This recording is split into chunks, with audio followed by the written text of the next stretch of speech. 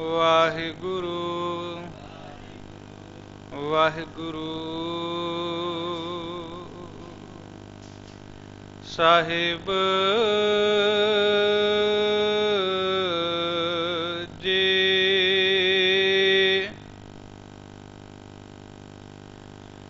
ਤੇਰੇ ਕਵਣ ਕਵਣ ਗੁਣ ਕਹਿ ਕਹਿ ਗਾਵਾਂ,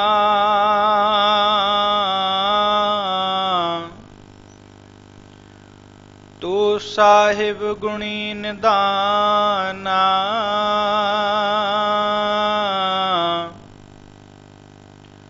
ਤੁਮਰੀ ਮਹਿਮਾ ਬਰਨ ਨਾ ਸਾਕੋ, ਤੂੰ ਠਾਕੁਰ ਊਚ ਭਗਵਾਨਾ। ਜਿਉ ਬੁਲਾਵੈ ਤਿਉ ਬੋਲੇ ਸੁਆਮੀ, ਕੁਦਰਤ ਕਵਣ ਹਮਾਰੀ।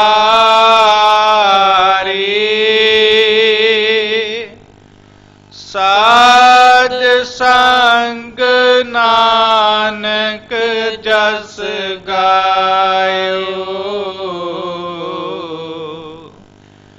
ਜੋ ਪ੍ਰਭ ਕੀ ਆਤ ਪਿਆਰੀ। ਤੁਧ ਆਗੇ ਅਰਦਾਸ ਹਮਾਰੀ, ਜਿਉ ਪਿੰਡ ਸਭ ਤੇਰਾ।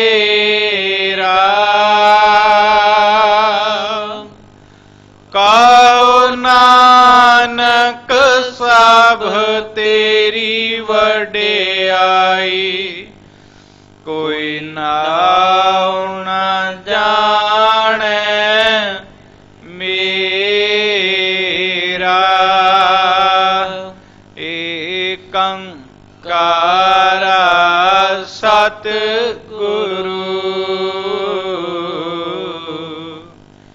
ਤੇਹ ਪ੍ਰਸਾਦ ਸਚ ਹੋਏ।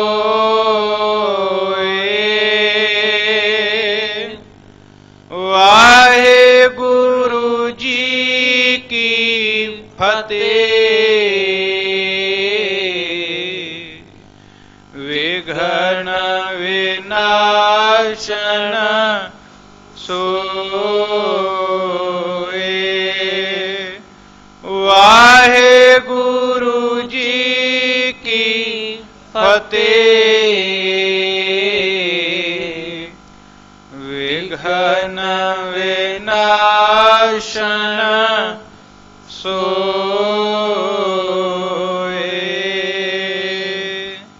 ਵਾਹਿਗੁਰੂ ਜੀ ਕਾ ਖਾਲਸਾ, ਵਾਹਿਗੁਰੂ ਜੀ ਕੀ ਫਤਿਹ। ਪਰਮ ਸਤਿਕਾਰਯੋਗ ਜੁਗੋ ਜੁਗ ਅਟਲ, ਚੌਰ ਛਤਰ ਤਖਤ ਦੇ ਮਾਲਕ, ਧੰਨ ਧੰਨ ਸਾਹਿਬ ਸ੍ਰੀ ਗੁਰੂ ਗ੍ਰੰਥ ਸਾਹਿਬ ਜੀ ਮਹਾਰਾਜ ਦੀ ਪਾਵਨ ਪਵਿੱਤਰ ਚਰਨ ਹਜ਼ੂਰੀ ਦੇ ਅੰਦਰ ਨੌਵੇਂ ਪਾਤਸ਼ਾਹ ਧੰਨ ਧੰਨ ਸਾਹਿਬ ਸ੍ਰੀ ਗੁਰੂ ਤੇਗ ਬਹਾਦਰ ਸਾਹਿਬ ਜੀ ਮਹਾਰਾਜ ਦੀ ਮੁਬਾਰਕ ਯਾਦ ਨੂੰ ਸਮਰਪਿਤ ਪਾਵਨ ਪਵਿੱਤਰ ਅਸਥਾਨ ਗੁਰਦੁਆਰਾ ਦੁੱਖ ਨਿਵਾਰਨ ਸਾਹਿਬ ਵਿਖੇ ਸਜੇ ਅੰਮ੍ਰਿਤ ਵੇਲੇ ਦੇ ਦੀਵਾਨਾਂ ਦੀ ਹਾਜ਼ਰੀ ਭਰ ਰਹੇ ਗੁਰੂ ਰੂਪ ਗੁਰੂ ਖਾਲਸਾ ਸਾਧ ਸੰਗਤ ਜੀਓ, ਵਡਭਾਗੇ ਹਾਂ ਜੋ ਸਾਹਿਬਾਨ ਨੇ ਮਿਹਰ ਦੀ ਨਜ਼ਰ ਕਰਕੇ ਸਾਨੂੰ ਕਲਯੁਗੀ ਜੀਵਾਂ ਨੂੰ ਆਪਣੀ ਨਿੱਘੀ ਗੋਦ ਅੰਦਰ ਬਿਠਾ ਕਰਕੇ ਸਾਡੇ ਤੇ ਅੰਮ੍ਰਿਤ ਬਾਣੀ ਦੀ ਵਰਖਾ ਕੀਤੀ। ਇਸ ਸਮੇਂ ਨਿਤਨੇਮ ਅਨੁਸਾਰ ਆਪ ਜੀ ਸਾਹਿਬਾਨ ਦੀ ਅੰਮ੍ਰਿਤ ਬਾਣੀ ਦੀ ਚੱਲ ਰਹੀ ਲੜੀਵਾਰ ਵਿਚਾਰ ਕਥਾ ਸਰਵਣ ਕਰਦੇ ਆ ਰਹੇ ਹੋ। ਸਾਹਿਬ ਧੰਨ ਗੁਰੂ ਨਾਨਕ ਦੇਵ ਸਾਹਿਬ ਮਹਾਰਾਜ ਜੀ ਦੀ ਮੁਬਾਰਕ ਬਾਣੀ ਰਾਗ ਬਿਲਾਵਲ ਦੇ ਅੰਦਰ ਸਤਿਗੁਰਾਂ ਨੇ ਥਿੱਤੀ ਸਿਰਲੇਖ ਦੇ ਹੇਠ ਦਰਜ ਕੀਤੀ ਹੈ, ਜਿਸ ਅੰਦਰ ਸਾਹਿਬ ਜੀ ਜਗਿਆਸੂਆਂ ਦੇ ਮਨ ਵਿੱਚ ਪੈਦਾ ਹੁੰਦੇ ਸਵਾਲਾਂ ਨੂੰ ਆਪਣੇ ਅੰਮ੍ਰਿਤ ਬੋਲਾਂ ਔਰ ਆਪਣੇ ਗੂੜ ਗਿਆਨ ਮਿੱਠੜੇ ਬੋਲਾਂ ਦੁਆਰਾ ਸਤਿਗੁਰੂ ਮਨ ਦੀਆਂ ਗੁੰਝਲਾਂ ਨੂੰ ਹੱਲ ਕਰਦੇ ਜਾਂਦੇ। ਜੇ ਅਸੀਂ ਬਾਣੀ ਨੂੰ ਪੜ੍ਹਨੇ ਆ, ਸੁਣਨੇ ਆ, ਤੇ ਹਮੇਸ਼ਾ ਇੱਕ ਗੱਲ ਚਿੱਤ ਵਿੱਚ ਰੱਖ ਕੇ ਪੜ੍ਹੀਏ ਜਾਂ ਸੁਣੀਏ ਕਿ ਜੋ ਸਤਿਗੁਰਾਂ ਨੇ ਬਾਣੀ ਲਿਖੀ ਏ, ਬਾਣੀ ਉਚਾਰੀ ਏ, ਇਸ ਬਾਣੀ ਨੂੰ ਉਚਾਰਿਆਂ ਭਵਾਂ 550 ਸਾਲ ਦੇ ਕਰੀਬ ਦਾ ਸਮਾਂ ਹੋ ਗਿਆ, 550 ਕੁ ਸਾਲ ਦੇ ਵੱਧ ਤੋਂ ਦਾ ਸਮਾਂ ਹੋਇਆ, ਪਰ ਸੱਚ ਜਾਣਿਓ ਇਹ ਬਾਣੀ ਅੱਜ ਦੇ ਸਮੇਂ ਵਿੱਚ ਵੀ ਅੱਜ ਦੀਆਂ ਲੋਕਾਂ ਔਰ ਅੱਜ ਦੇ ਜੋ ਸਾਡੀ ਸੋਚ ਆ ਉਹਦੇ ਉੱਪਰ ਬਿਲਕੁਲ ਖਰੀ ਢੁਕਦੀ ਪਈ ਹੈ। ਬੰਦਾ ਪੁਰਾਣਾ ਹੁੰਦਾ ਹੈ, ਬੰਦਾ ਆਖਦਾ ਵੀ ਹੁਣ ਪਹਿਲਾਂ ਸਮਾਂ ਹੋਰ ਸੀ ਤੇ ਹੁਣ ਹੋਰ ਏ, ਪਹਿਲਾਂ ਲੋਕਾਂ ਦੀ ਜੀਵਨ ਸ਼ੈਲੀ ਹੋਰ ਸੀ ਤੇ ਹੁਣ ਜੀਵਨ ਸ਼ੈਲੀ ਹੋਰ ਏ, ਲੋਕਾਂ ਦੇ ਗੱਲ ਕਰਨ ਦਾ ਕੰਮ ਕਰਨ ਦਾ ਅੰਦਾਜ਼ ਬਦਲ ਗਿਆ। ਸੱਚ ਜਾਣੀ ਗੁਰੂ ਕੇ ਪਿਆਰ ਵਾਲਿਆ, ਲੋਕੀ ਧਰਤੀ ਦੀ ਬਜਾਏ ਕਿਤੇ ਚਾਹੇ ਹੋਰ ਰਹਿਣ ਲੱਗ ਜਾਣ ਪਰ ਬਾਣੀ ਕਦੇ ਕਿਸੇ ਤੇ ਝੂਠੀ ਨਹੀਂ ਪਏਗੀ, ਕਿਉਂਕਿ ਜੋ ਸਤਿਗੁਰਾਂ ਦੀ ਅੰਮ੍ਰਿਤ ਬਾਣੀ ਹੈ ਨਾ, ਇਹ ਸਤਿਗੁਰਾਂ ਦੀ ਬਾਣੀ ਆਪਾਂ ਕਹਿ ਲੈਂਦੇ ਆ ਨਾ ਵੀ ਇਹ ਜਿਹੜੇ ਬੋਲ ਨੇ ਆ ਜੋ ਕਾਗਜ਼ ਦੇ ਪੰਨਿਆਂ ਉੱਪਰ ਲਿਖਿਆ ਹੈ, ਮੈਂ ਬਾਣੀ ਦੀ ਇਸ ਸਮੇਂ ਗੱਲ ਨਹੀਂ ਕਰ ਰਿਹਾ, ਮੰਨ ਲਓ ਸਾਨੂੰ ਕੋਈ ਕਾਗਜ਼ ਦਿੰਦਾ ਹੈ, ਉਹਦੀ ਇੱਕ ਬੁਨਿਆਦ ਹੁੰਦੀ ਹੈ ਵੀ ਇਹ ਮਹੀਨੇ ਕੁ ਬਾਅਦ ਇਹਨੇ ਫੇਲ ਹੋ ਜਾਣਾ, ਵੀ ਜਿਹੜੀਆਂ ਗੱਲਾਂ ਨੇ ਉਹ ਮਹੀਨੇ ਦੇ ਵਿੱਚ ਹੀ ਪੂਰੀਆਂ ਹੋ ਸਕਦੀਆਂ ਨੇ, ਮੌਸਮ ਅਨੁਸਾਰ ਨੇ। ਪਰ ਜੋ ਸਤਿਗੁਰਾਂ ਦੀ ਬਾਣੀਆਂ ਸਦੀਆਂ ਲੰਘ ਗਈਆਂ ਤੇ ਆਉਣ ਵਾਲੇ ਯੁੱਗ ਲੰਘ ਜਾਣਗੇ, ਪਰ ਸਤਿਗੁਰਾਂ ਦੀ ਅੰਮ੍ਰਿਤ ਬਾਣੀ ਜਿਉਂ ਦੀ ਤਿਉਂ ਬਣੀ ਰਹੇਗੀ। ਉਸ ਅੰਮ੍ਰਿਤ ਬਾਣੀ ਨੂੰ ਪੜ੍ਹਨ ਦਾ, ਸੁਣਨ ਦਾ, ਵਿਚਾਰਨ ਦਾ ਸਤਿਗੁਰਾਂ ਨੇ ਸਾਨੂੰ ਸੁਭਾਗ ਦਿੱਤਾ ਹੈ। ਆਓ ਸਤਿਗੁਰਾਂ ਦੀ ਅੰਮ੍ਰਿਤ ਬਾਣੀ ਦੀ ਕਥਾ ਵਿਚਾਰ ਨਾਲ ਸਾਂਝ ਪਾਈਏ। ਧੰਨ ਗੁਰੂ ਗ੍ਰੰਥ ਸਾਹਿਬ ਮਹਾਰਾਜ ਸੱਚੇ ਪਾਤਸ਼ਾਹ ਕਿਰਪਾ ਕਰਨ, ਸਿਰ ਤੇ ਮਿਹਰ ਭਰਿਆ ਹੱਥ ਰੱਖਣ, ਅੰਦਰ ਨੂੰ ਟਿਕਾਓ, ਪ੍ਰੇਮ ਔਰ ਵੈਰਾਗ ਦੀ ਸਤਿਗੁਰੂ ਜੀ ਭਾਵਨਾ ਬਖਸ਼ਣ, ਵਿੱਚ ਆਪ ਵਰਤ ਕੇ ਆਪ ਹੀ ਕਥਾ ਵਿਚਾਰ ਕਰਵਾ ਲੈਣ।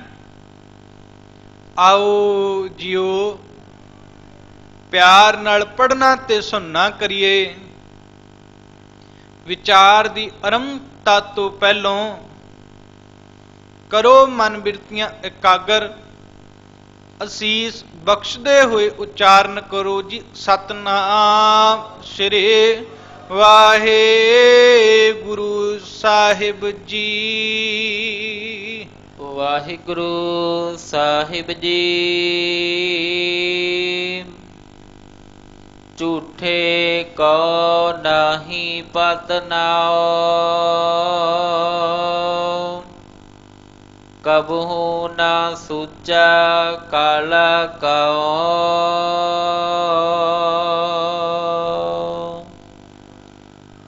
ਸਤਿਗੁਰੂ ਕਿਰਪਾ ਕਰਦੇ ਹੋਏ ਕਹਿਣ ਲੱਗੇ ਜਿਹੜਾ ਬੰਦਾ ਝੂਠਾ ਹੁੰਦਾ ਨਾ ਉਸ ਨੂੰ ਕਹਿਣ ਲੱਗੇ ਕਿਤੇ ਵੀ ਇੱਜ਼ਤ ਪੈਜ ਨਹੀਂ ਮਿਲਦੀ। ਕਿਸ ਤਰ੍ਹਾਂ ਹੁੰਦਾ ਝੂਠਾ ਬੰਦਾ? ਕਹਿਣ ਲੱਗੇ ਝੂਠਾ ਬੰਦਾ ਜਿਹੜਾ ਦਿਲ ਦਾ ਝੂਠਾ ਹੋਵੇ, ਜ਼ੁਬਾਨ ਦਾ ਨਹੀਂ। ਜ਼ੁਬਾਨ ਦਾ ਬੰਦਾ ਝੂਠਾ ਕਈ ਵਾਰੀ ਬਦਲ ਵੀ ਜਾਂਦਾ, ਉਹ ਤੋਂ ਉਮੀਦ ਕੀਤੀ ਜਾ ਸਕਦੀ ਹੈ। ਪਰ ਜਿਹੜਾ ਬੰਦਾ ਹੈ ਹੀ ਦਿਲੋਂ ਹੀ ਝੂਠਾ, ਦਿਲੋਂ ਹੀ ਠੱਗ ਹੈ, ਦਿਲੋਂ ਹੀ ਚੋਰ ਹੈ, ਉਹ ਜਿਵੇਂ ਕਹਿੰਦੇ ਨਾ ਵਾਰਿਸ ਸ਼ਾਹ ਨਾ ਆਦਤਾਂ ਜਾਂਦੀਆਂ ਨੇ ਭਾਵੇਂ ਕੱਟੀਏ ਪੂਰੀਆਂ ਪੂਰੀਆਂ ਜੀ, ਉਹ ਆਦਤ ਉਸ ਬੰਦੇ ਦੇ ਹੱਡੀ ਰਚੀ ਹੈ ਤੇ ਉਹ ਬਦਲ ਨਹੀਂ ਸਕਦਾ। ਤੇ ਸਤਿਗੁਰੂ ਕਹਿਣ ਲੱਗੇ ਜਿਤਨੀ ਦੇਰ ਉਹ ਬਦਲਦਾ ਨਹੀਂ ਉਤਨੀ ਦੇਰ ਸਾਈਂ ਸੱਚੜੇ ਦੇ ਘਰ ਵਿੱਚ ਪ੍ਰਵਾਨ ਨਹੀਂ ਹੁੰਦਾ, ਉਤਨੀ ਦੇਰ ਉਸ ਨੂੰ ਉੱਥੇ ਇੱਜ਼ਤ ਪੈਜ ਨਹੀਂ ਮਿਲਦੀ। ਸਤਿਗੁਰੂ ਕਹਿਣ ਲੱਗੇ ਕਿਉਂ? ਕਿਉਂਕਿ ਉਹਦੇ ਘਰ ਵਿੱਚ ਸੱਚ ਦਾ ਬੋਲਬਾਲਾ ਤੇ ਉੱਥੇ ਸੱਚੇ ਦੀ ਹੀ ਬਾਤ ਸੁਣੀ ਜਾਂਦੀ ਹੈ। ਕਹਿਣ ਲੱਗੇ ਸਾਖਤ ਜਿਹੜੇ ਬੰਦੇ ਨੇ ਐਸੇ ਨੇ, ਸਾਖਤ ਐਸਾ ਹੈ ਜੈਸੀ ਲਸਣ ਕੀ ਖਾਨ। ਕਹਿਣ ਲੱਗੇ ਜਿਵੇਂ ਲਸਣ ਦੀ ਖਾਨ ਹੋਵੇ ਨਾ, ਭਾਵ ਜਾਂ ਇਉਂ ਕਹਿ ਲੋ ਕਿਸੇ ਬੰਦੇ ਨੇ ਲਸਣ ਖਾਧਾ ਹੋਵੇ। ਕਹਿਣ ਲੱਗੇ ਸਾਖਤ ਉਹ ਬੰਦੇ ਵਰਗਾ ਜਿਵੇਂ ਲਸਣ ਹੁੰਦਾ, ਲਸਣ ਦੀਆਂ ਗੰਢੀਆਂ ਹੁੰਦੀਆਂ ਨੇ। ਸਾਖਤ ਐਸਾ ਹੈ ਜੈਸੀ ਲਸਣ ਕੀ ਖਾਨ, ਕੋਨੇ ਬੈਠੇ ਖਾਈਐ ਪ੍ਰਗਟ ਹੋਏ ਨਿਦਾਨ। ਕਹਿਣ ਲੱਗੇ ਜਦੋਂ ਬੰਦਾ ਕੋਨਿਆਂ 'ਚ ਬਹਿ ਕੇ ਲੁਕ ਕੇ ਲਸਣ ਖਾ ਲਵੇ, ਪਰ ਜਦੋਂ ਆ ਕੇ ਸਾਹਮਣੇ ਕਿਸੇ ਨਾਲ ਗੱਲ ਕਰੇਗਾ ਨਾ, ਉਹਦੀ ਦੁਰਗੰਧ ਨੇ ਦੱਸ ਦੇਣਾ ਵੀ ਬੰਦੇ ਨੇ ਲਸਣ ਖਾਧਾ। ਇਹ ਸਤਿਗੁਰੂ ਨੇ ਬਾਣੀ ਅੰਦਰ ਭਗਤ ਸਾਹਿਬ ਜੀ ਨੇ ਆਪਣੇ ਸਲੋਕਾਂ ਵਿੱਚ ਇਹ ਬਾਤ ਦਰਜ ਕੀਤੀ ਹੈ। ਕਹਿਣ ਲੱਗੇ ਸਾਖਤ ਬੰਦਾ, ਸਾਖਤ ਕਹਿੰਦੇ ਨੇ ਜਿਹਦੀ ਮੱਤ ਖੋਟੀ ਹੈ, ਸਾਖਤ ਕਹਿੰਦੇ ਨੇ ਜਿਹੜਾ ਬੰਦਾ ਮਾਇਆ ਦਾ ਪੁਜਾਰੀ ਹੈ, ਸਾਖਤ ਕਹਿੰਦੇ ਨੇ ਜਿਹੜਾ ਮਨਮੁਖ ਹੈ, ਸਾਖਤ ਕਹਿੰਦੇ ਨੇ ਜਿਹੜਾ ਗੁਰੂ ਨਾਲੋਂ ਟੁੱਟਿਆ ਹੋਇਆ, ਜਿਹਨੂੰ ਗੁਰੂ ਦਾ ਕੋਈ ਭਉ ਨਹੀਂ, ਜਿਹਨੂੰ ਗੁਰੂ ਦਾ ਕੋਈ ਭੈ ਨਹੀਂ, ਜਿਹਦਾ ਗੁਰੂ ਪ੍ਰਤੀ ਕੋਈ ਸਤਿਕਾਰ ਨਹੀਂ, ਆਦਰ ਨਹੀਂ, ਉਹ ਹੈ ਸਾਖਤ। ਭਾਵ ਜਿਹਦੇ ਕਰਮ ਗੁਰਮੁਖਾਂ ਨਾਲੋਂ ਉਲਟ ਨੇ। ਜਿਹੜੇ ਗੁਰਮੁਖ ਕਰਮ ਕਮਾਉਂਦੇ ਨੇ ਸੱਚੜੇ ਗੁਰਮੁਖ, ਉਹਨਾਂ ਨਾਲੋਂ ਜਿਹੜੇ ਬੰਦੇ ਦੇ ਕਰਮ ਉਲਟ ਨੇ ਉਹ ਬੰਦਾ ਸਾਖਤ ਹੈ। ਤੇ ਸਤਿਗੁਰੂ ਕਹਿਣ ਲੱਗੇ ਜਿਹੜਾ ਬੰਦਾ ਸਾਖਤ ਹੁੰਦਾ ਹੈ, ਜਿਹੜੇ ਬੰਦੇ ਦੀ ਮੱਤ ਵੀ ਖੋਟੀ, ਬੋਲ ਵੀ ਖੋਟੇ, ਨਿਗਾਹ ਵੀ ਖੋਟੀ, ਚੱਲਣਾ ਵੀ ਖੋਟਾ, ਸੁਣਨਾ ਵੀ ਖੋਟਾ, ਕੰਮ ਵੀ ਖੋਟੇ, ਸਾਰਾ ਕੁਝ ਖੋਟਾ ਹੀ ਖੋਟਾ। ਕਹਿਣ ਲੱਗੇ ਫਿਰ ਉਹ ਬੰਦਾ ਸੱਚਾ ਨਹੀਂ ਬਣ ਸਕਦਾ, ਉਹ ਬੰਦਾ ਸੱਚਾ ਬਣਨਾ ਸੋਚ ਵੀ ਨਹੀਂ ਸਕਦਾ। ਇਹ ਜਿਹੜੀ ਬਾਤ ਹੈ ਨਾ, ਸਤਿਗੁਰੂ ਨੇ ਬਾਣੀ ਅੰਦਰ ਇਹ ਬਹੁਤ ਗੱਲਾਂ ਸਤਿਗੁਰੂ ਨੇ ਦਰਜ ਕੀਤੀਆਂ ਨੇ। ਕਿਉਂਕਿ ਮੈਂ ਪਹਿਲੋਂ ਬੇਨਤੀ ਕਰ ਰਿਹਾ ਸਾਂ ਕਿ ਬਾਣੀ ਸਾਡੇ ਜ਼ਿਹਨ ਵਿੱਚ ਉਤਪੰਨ ਹੁੰਦੇ ਹਰੇਕ ਕੁਐਸਚਨ ਦਾ, ਹਰੇਕ ਸਵਾਲ ਦਾ ਜਵਾਬ ਹੈ। ਅਜੇ ਉਹ ਸਾਡੇ ਮਨ ਅੰਦਰ, ਜ਼ਿਹਨ ਅੰਦਰ ਸਵਾਲ ਉਤਪੰਨ ਨਹੀਂ ਹੋਇਆ, ਪਰ ਬਾਣੀ ਨੇ ਉਸ ਦਾ ਜਵਾਬ ਪਹਿਲਾਂ ਹੀ ਦਰਜ ਕੀਤਾ ਹੋਇਆ। ਸਤਿਗੁਰਾਂ ਦੀ ਅੰਮ੍ਰਿਤ ਬਾਣੀ ਵਿੱਚ ਇਸ ਗੱਲ ਦਾ ਜ਼ਿਕਰ, ਇਸ ਗੱਲ ਦੇ ਜਵਾਬ ਪਹਿਲੋਂ ਹੀ ਨੇ, ਜਿਹੜੇ ਅਜੇ ਸਾਡੇ ਮਨ ਅੰਦਰ ਖਿਆਲ ਜਾਂ ਅਜੇ ਸਾਡੇ ਮਨ ਅੰਦਰ ਸਵਾਲ ਉਤਪੰਨ ਹੋਣੇ ਨੇ। ਤੇ ਹੁਣ ਕੋਈ ਆਖੇ ਵੀ ਕੋਈ ਬੰਦੇ ਦੀਆਂ ਬਿਰਤੀਆਂ ਪਤਾ ਕੈਸੀਆਂ ਹੁੰਦੀਆਂ ਨੇ। ਮੰਨ ਲਓ ਕਿਸੇ ਦੇ ਅੰਦਰ ਕੋਈ ਸਵਾਲ ਪੈਦਾ ਹੋਇਆ, ਉਹਨੇ ਪੁੱਛਿਆ ਵੀ ਭਾਈ ਸਾਹਿਬ ਇਹ ਸਵਾਲ ਦਾ ਹੱਲ ਕੀ ਹੈ? ਕਥਾ 'ਚ ਸੁਣਿਆ ਸੀ ਬਾਣੀ ਹਰੇਕ ਗੱਲ ਦਾ ਜਵਾਬ ਦਿੰਦੀ ਹੈ। ਮੈਂ ਬੇਨਤੀ ਕਰਾਂਗਾ ਕਿ ਕਈ ਵਾਰੀ ਭਾਈ ਸਾਹਿਬ ਨੂੰ ਆਪ ਹੀ ਨਹੀਂ ਪਤਾ ਹੁੰਦਾ, ਇੰਨਾ ਜੀਵਨ ਹੀ ਨਹੀਂ ਹੈ ਸਾਡਾ। ਸਾਨੂੰ ਸਵਾਲ ਆਪ ਜੇਕਰ ਅਸੀਂ ਬਾਣੀ ਪੜਾਂਗੇ ਤਾਂ ਨਿਆਰੀ ਬਾਤ ਬਣ ਜਾਏਗੀ। ਜਦੋਂ ਆਪ ਅਸੀਂ ਗੁਰੂ ਨਾਲ ਗੱਲਾਂ ਕਰਾਂਗੇ ਨਾ, ਇਹ ਉਦੋਂ ਸਤਿਗੁਰੂ ਸੱਚੇ ਪਾਤਸ਼ਾਹ ਦੀ ਜਿਹੜੀ ਅੰਮ੍ਰਿਤ ਬਾਣੀ ਹੈ, ਪ੍ਰਮਾਤਮਾ ਦੀ ਗੱਲ ਨਹੀਂ, ਪ੍ਰਮਾਤਮਾ ਨਾਲ ਗੱਲ ਕਰਨਾ ਹੈ। ਜਦੋਂ ਅਸੀਂ ਵਾਹਿਗੁਰੂ ਜੀ ਦੀ ਇਹ ਅੰਮ੍ਰਿਤ ਬੋਲਾਂ ਨੂੰ ਪੜਾਂਗੇ ਤਾਂ ਸਿੱਧਾ ਸੋਚ ਲਓ ਵੀ ਅਸੀਂ ਵਾਹਿਗੁਰੂ ਪਰਮੇਸ਼ਰ ਨਾਲ ਗੱਲਾਂ ਕਰਦੇ ਪਏ ਹਾਂ। ਉਹ ਸਾਡੇ ਸਾਹਮਣੇ ਬੈਠਾ ਤੇ ਵੇਖੋ ਕਿੰਨਾ ਮਜਬੂਰ ਹੋ ਕੇ ਬੈਠਾ। ਬੈਠਾ ਇਤਨਾ ਵੀ ਜਿੰਨੀ ਦੇਰ ਅਸੀਂ ਗੱਲਾਂ ਕਰਾਂਗੇ ਉਨੀ ਦੇਰ ਉਹ ਬੈਠਾ ਹੀ ਰਹੇਗਾ, ਉਤਨੀ ਦੇਰ ਉਹ ਪ੍ਰਗਟ ਹੋ ਕਰਕੇ ਬੈਠਾ ਰਹੇਗਾ। ਤੇ ਜਿਤਨੀ ਦੇਰ ਉਹ ਬੈਠਾ ਤੂੰ ਬਾਤਾਂ ਕਰਦਾ ਜਾਏਗਾ ਤੇ ਤੇਰੀਆਂ ਇਹ ਗੱਲਾਂ ਜਿਹੜੀਆਂ ਦੁਨੀਆ ਵਿੱਚ ਗੱਲਾਂ ਕਰਦਾ ਉਹਨਾਂ ਜਰੀਏ ਤੂੰ ਖੱਜਲ ਖੁਆਰ ਹੁੰਨਾ। ਪਰ ਜਦੋਂ ਤੂੰ ਬਾਣੀ ਪੜ੍ਹ ਕੇ ਪਰਮੇਸ਼ਰ ਨਾਲ ਗੱਲਾਂ ਕਰਦਾ ਹੈ, ਇਹ ਸਤਿਗੁਰੂ ਕਹਿਣ ਲੱਗੇ ਗੱਲਾਂ ਹੀ ਤੈਨੂੰ ਸੱਚਖੰਡ ਦਾ ਰਾਹ ਵਿਖਾ ਦਿੰਦੀਆਂ ਨੇ। ਸਤਿਗੁਰੂ ਕਹਿਣ ਲੱਗੇ ਅਸਲ ਵਿੱਚ ਜਿਹੜਾ ਬੰਦਾ ਪਰਮਾਤਮਾ ਨਾਲ ਬਾਤਾਂ ਹੀ ਨਹੀਂ ਕਰਦਾ, ਜਿਹੜਾ ਬੰਦਾ ਪਰਮਾਤਮਾ ਨਾਲ ਕਿਸੇ ਪ੍ਰਕਾਰ ਦੀ ਸਾਂਝ ਹੀ ਨਹੀਂ ਰੱਖਦਾ, ਕਹਿਣ ਲੱਗੇ ਉਹ ਬੰਦਾ ਤੇ ਫਿਰ ਝੂਠਾ ਹੈ, ਉਹ ਬੰਦਾ ਤੇ ਨਿਰਾਪੁਰਾ ਝੂਠਾ ਹੈ ਨਾ। ਤੇ ਝੂਠਾ ਬੰਦਾ ਸੱਚਾ ਨਹੀਂ ਹੋ ਸਕਦਾ। ਉਦਾਹਰਨ ਦਿੰਦੇ ਹੋਏ ਕਹਿਣ ਲੱਗੇ ਜਿਵੇਂ ਕਾਲਾ ਕਾਂ ਸੁੱਚਾ ਨਹੀਂ ਹੁੰਦਾ।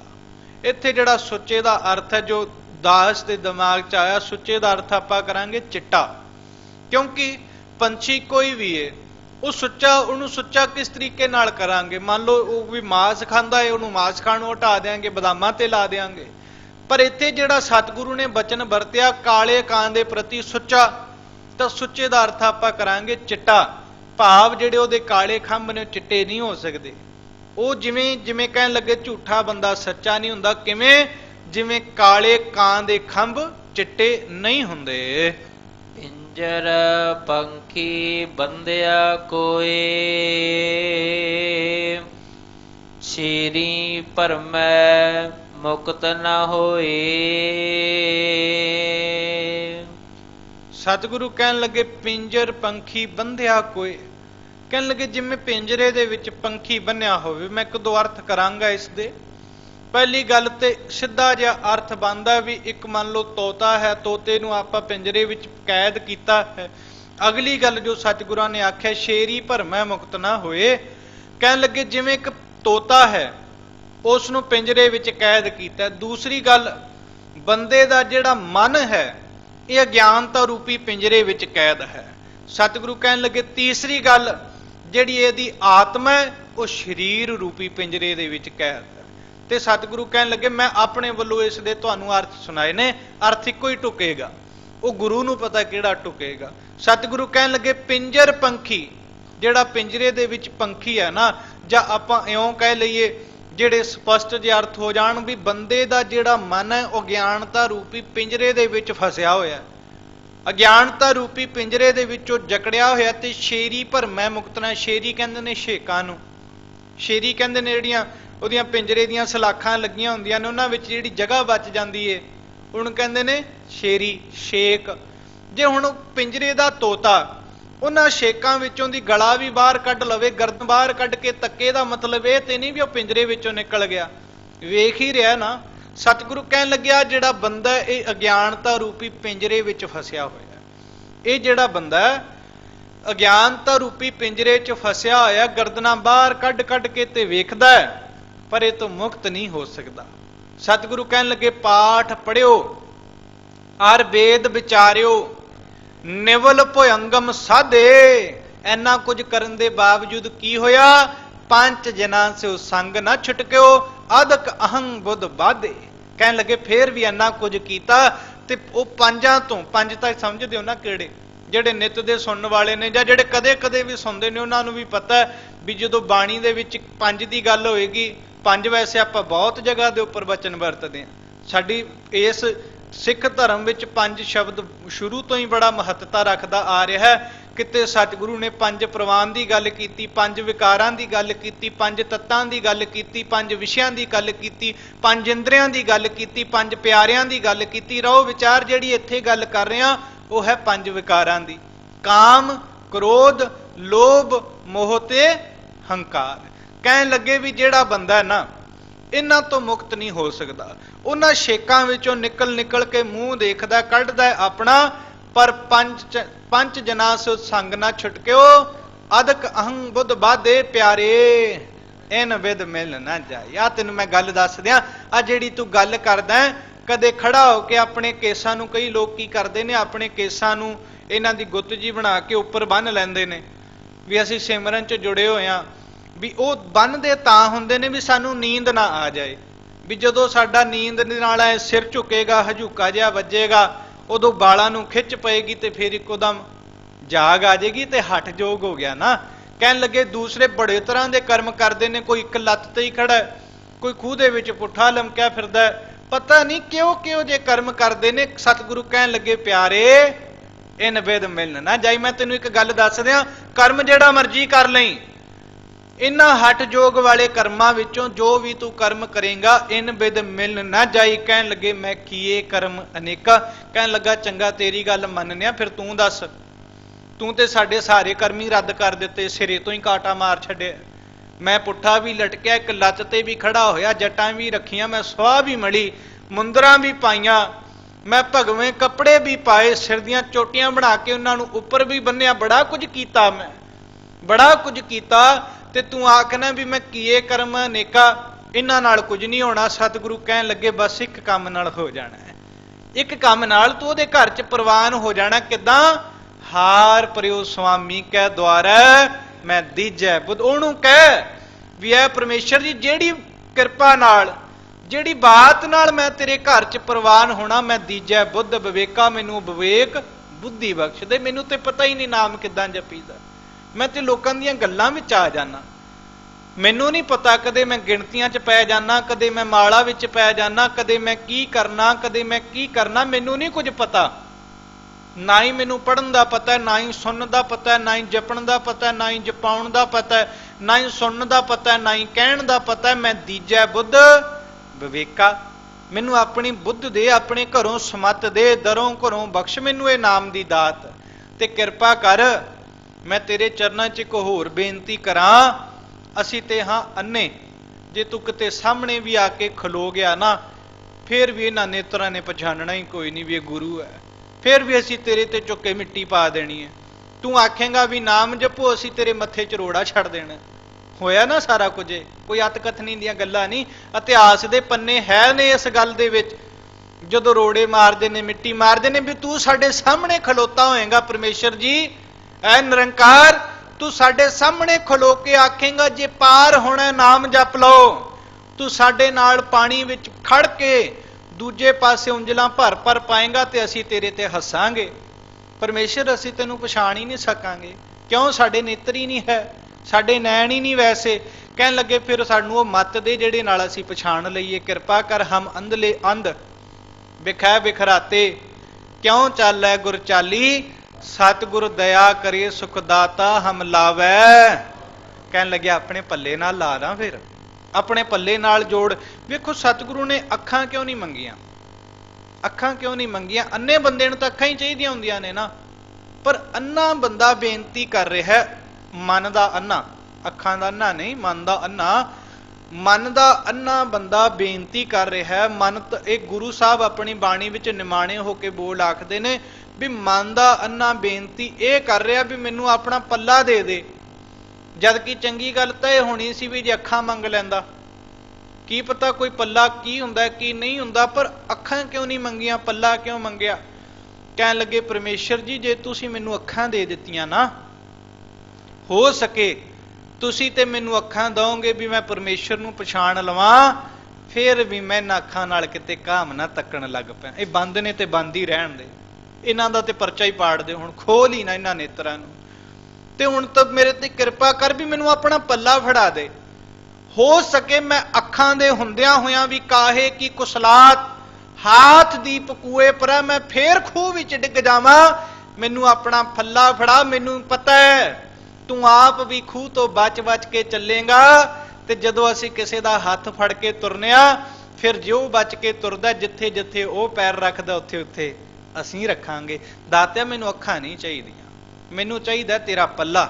ਮੈਨੂੰ ਪਤਾ ਤੂੰ ਆਪ ਗੁਰਮੁਖ ਗਾਡੀ ਰਾਹੋ ਚਲਾਇਆ, ਤੂੰ ਆਪ ਇਸ ਰਾਹ ਦਾ ਧਾਰਨੀ ਹੈ, ਇਸ ਰਾਹ ਤੋਂ ਤੂੰ ਤੁਰੇਗਾ ਤੇ ਤੇਰੇ ਪਿੱਛੇ ਪਿੱਛੇ ਮੈਂ ਤੁਰਿਆ ਆਵਾਂਗਾ। ਕਹਿਣ ਲੱਗਾ ਵੀ ਮੈਨੂੰ ਅੱਖਾਂ ਨਹੀਂ, ਮੈਨੂੰ ਤੇਰੇ ਘਰ ਦਾ ਪੱਲਾ ਚਾਹੀਦਾ। ਤੇ ਦਾਤਾ ਪੱਲਾ ਕਿੱਦਾਂ ਫੜਾਉਂਦਾ?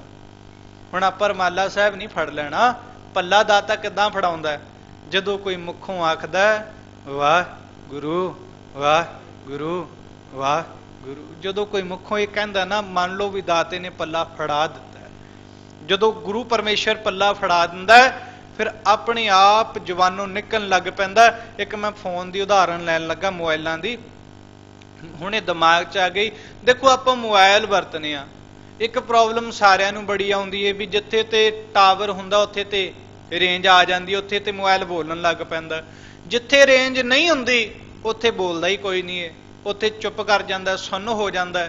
ਇਸੇ ਤਰੀਕੇ ਜਿਹੜਾ ਬੰਦਾ ਹੈ ਨਾ, ਜਦੋਂ ਬੰਦਾ ਗੁਰ ਪਰਮੇਸ਼ਰ ਦੀ ਰੇਂਜ ਵਿੱਚ ਹੈ, ਜਦੋਂ ਮੋਬਾਈਲ ਟਾਵਰ ਦੀ ਰੇਂਜ ਵਿੱਚ ਉਹ ਬੋਲਣ ਲੱਗ ਪੈਂਦਾ, ਸੱਚ ਜਾਣੀ ਬੰਦਿਆ, ਜਿਸ ਦਿਨ ਤੂੰ ਗੁਰੂ ਪਰਮੇਸ਼ਰ ਦੀ ਰੇਂਜ ਵਿੱਚ ਹੋ ਗਿਆ, ਤੇਰੇ ਅੰਦਰੋਂ ਵੀ ਆਪ ਮੁਹਾਰੇ ਵਾਹਿਗੁਰੂ ਦੀਆਂ ਧੁਨਾਂ ਨਿਕਲਣ ਲੱਗ ਪੈਣੀਆਂ ਨੇ। ਅਜੇ ਤੂੰ ਦੂਰ ਬੜੀ ਫਿਰਨਾ, ਅਜੇ ਤਾਂ ਤੂੰ ਬੁੱਲ ਬੜਾ ਭੱਲਿਆ ਪਟਕਿਆ ਫਿਰਨਾ, ਅਜੇ ਤੂੰ ਨੇੜੇ ਹੁੰਦਾ ਹੋਇਆ ਵੀ ਮੱਝ ਦੇ ਲੱਗੇ ਥਣ ਦੇ ਉੱਪਰ ਚਿੱਚੜ ਵਰਗਾ ਤੂੰ।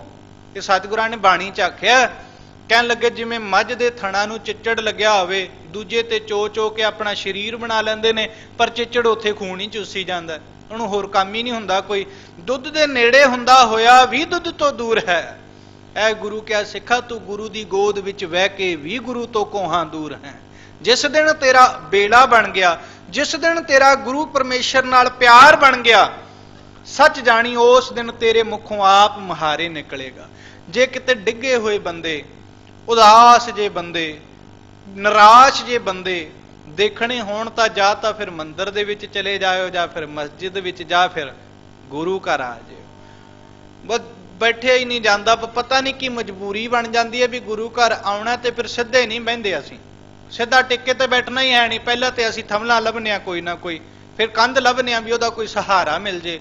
ਇੱਕ ਤੇ ਹੁੰਦੀ ਹੈ ਨਾ ਪ੍ਰੋਬਲਮ ਹੈ ਬੰਦੇ ਨੂੰ ਵੀ ਚਲੋ ਉਹਦੀ ਪੇਨ ਹੁੰਦੀ ਹੈ, ਇੱਕ ਦੂਸਰੀ ਗੱਲ ਹੈ ਵੀ ਬੰਦਾ ਧੱਕੇ ਨਾਲ ਹੀ ਉਦਾਂ ਹੀ ਸਹਾਰਾ ਲੱਭੀ ਜਾਂਦਾ।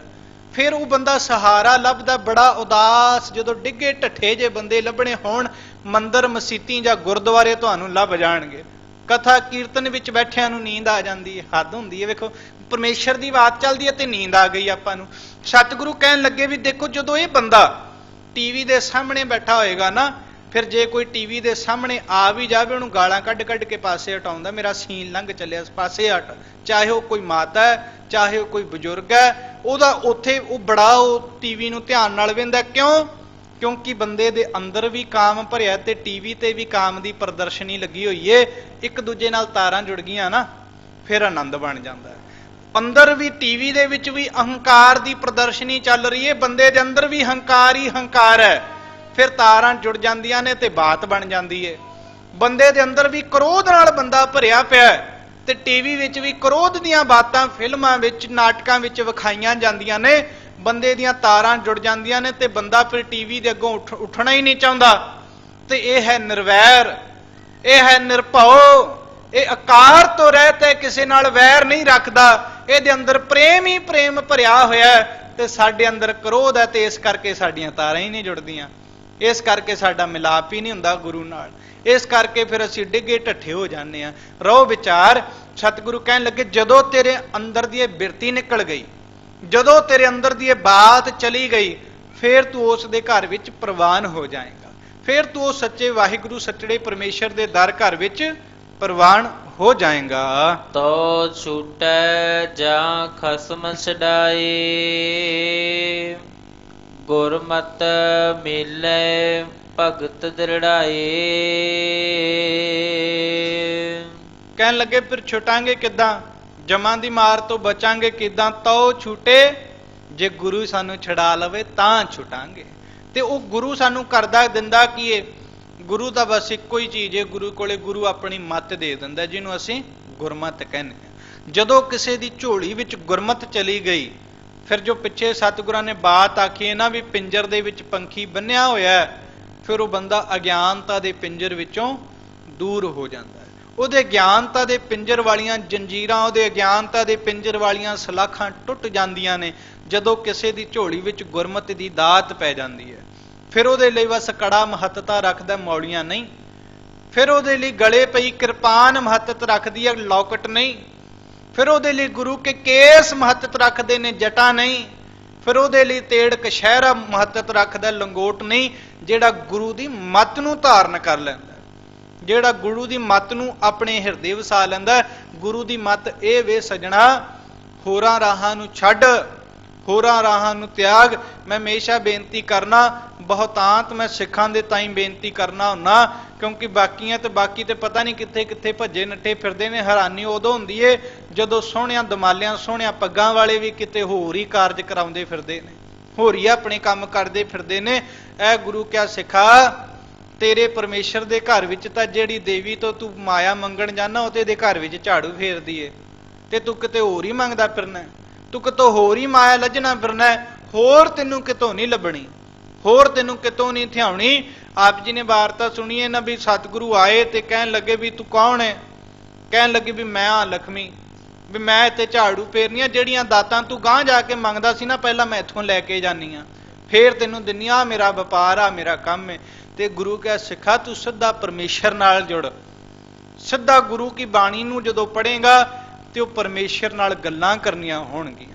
ਜਦੋਂ ਪਰਮੇਸ਼ਰ ਵਾਹਿਗੁਰੂ ਨਾਲ ਗੱਲਾਂ ਕਰੇਗਾ ਤੇ ਤੇਰੇ ਅੰਦਰ ਗੁਰਮਤਿ ਵਸ ਜਾਏਗੀ। ਜਿਨ੍ਹਾਂ ਦੇ ਅੰਦਰ ਗੁਰਮਤਿ ਵਸ ਜਾਂਦੀ ਏ ਉਹ ਮਨਮਤ ਤੋਂ, ਬੁਰੇ ਖਿਆਲਾਂ ਤੋਂ ਬਚ ਜਾਂਦੇ ਨੇ। ਜਿਨ੍ਹਾਂ ਦੇ ਅੰਦਰ ਗੁਰਮਤਿ ਧਾਰਨ, ਜਿਨ੍ਹਾਂ ਦਾ ਹਿਰਦਾ ਗੁਰਮਤਿ ਨੂੰ ਧਾਰਨ ਕਰ ਲੈਂਦਾ ਹੈ, ਉਹ ਖੋਟੀਆਂ ਮੱਤਾਂ ਤੋਂ ਬਚ ਕੇ ਫਿਰ ਗੁਰੂ ਦੀ ਬਾਤ ਨੂੰ ਸੁਣਦੇ ਨੇ ਤੇ ਗੁਰੂ ਦੀ ਬਾਤ ਨੂੰ ਹੀ ਕਮਾਉਂਦੇ ਨੇ। ਹਾਂਜੀ। ਖਸਟੀ ਖਟ ਦਰਸ਼ਨ ਪ੍ਰਭ ਸਾਜੇ, ਅਨਹਦ ਸ਼ਬਦ ਨਿਰਾਲਾ ਵਾਜੇ। ਸਤਿਗੁਰੂ ਕਹਿਣ ਲੱਗੇ ਜਿਹੜੇ ਦੁਨੀਆ ਦੇ ਲੋਕ ਨੂੰ ਭਰਮੇ ਭੁੱਲੇ ਕਿੱਥੇ ਫਿਰਦੇ ਨੇ, 6ਵੀਂ ਥਿੱਤ ਵਿੱਚ ਸਤਿਗੁਰੂ ਕਹਿਣ ਲੱਗੇ ਖਸਤਮੀ ਖਟ ਦਰਸ਼ਨ ਪ੍ਰਭ ਸਾਜੇ। ਉੱਥੇ ਅਰਥ ਇਹ ਵੀ ਕੀਤੇ ਗਏ ਨੇ ਵੀ ਜੋਗੀ, ਜੰਗਮ, ਸਰੇਵੜੇ, ਦਰਵੇਸ਼, ਫਕੀਰ ਵੀ ਇਹ ਜਿਹੜੇ 6 ਨੇ ਇਹ ਚੱਲਦੇ ਨੇ। ਪਰ ਇਹ ਅਰਥ ਆਪਾਂ ਨੇ ਤਾਂ ਨਹੀਂ ਢੁੱਕ ਸਕਦੇ ਕਿਉਂਕਿ ਪ੍ਰਮਾਤਮਾ ਨੇ ਤੇ ਕੋਈ ਧਰਮ ਹੀ ਨਹੀਂ ਪੈਦਾ ਕੀਤਾ, ਪ੍ਰਮਾਤਮਾ ਨੇ ਮਨੁੱਖ ਪੈਦਾ ਕੀਤੇ ਨੇ, ਪ੍ਰਮਾਤਮਾ ਨੇ ਤੇ ਕੋਈ ਦਾਇਰਾ ਹੀ ਨਹੀਂ ਬਣਾਇਆ, ਮਨੁੱਖ ਨੇ ਦਾਇਰੇ ਬਣਾਏ ਨੇ।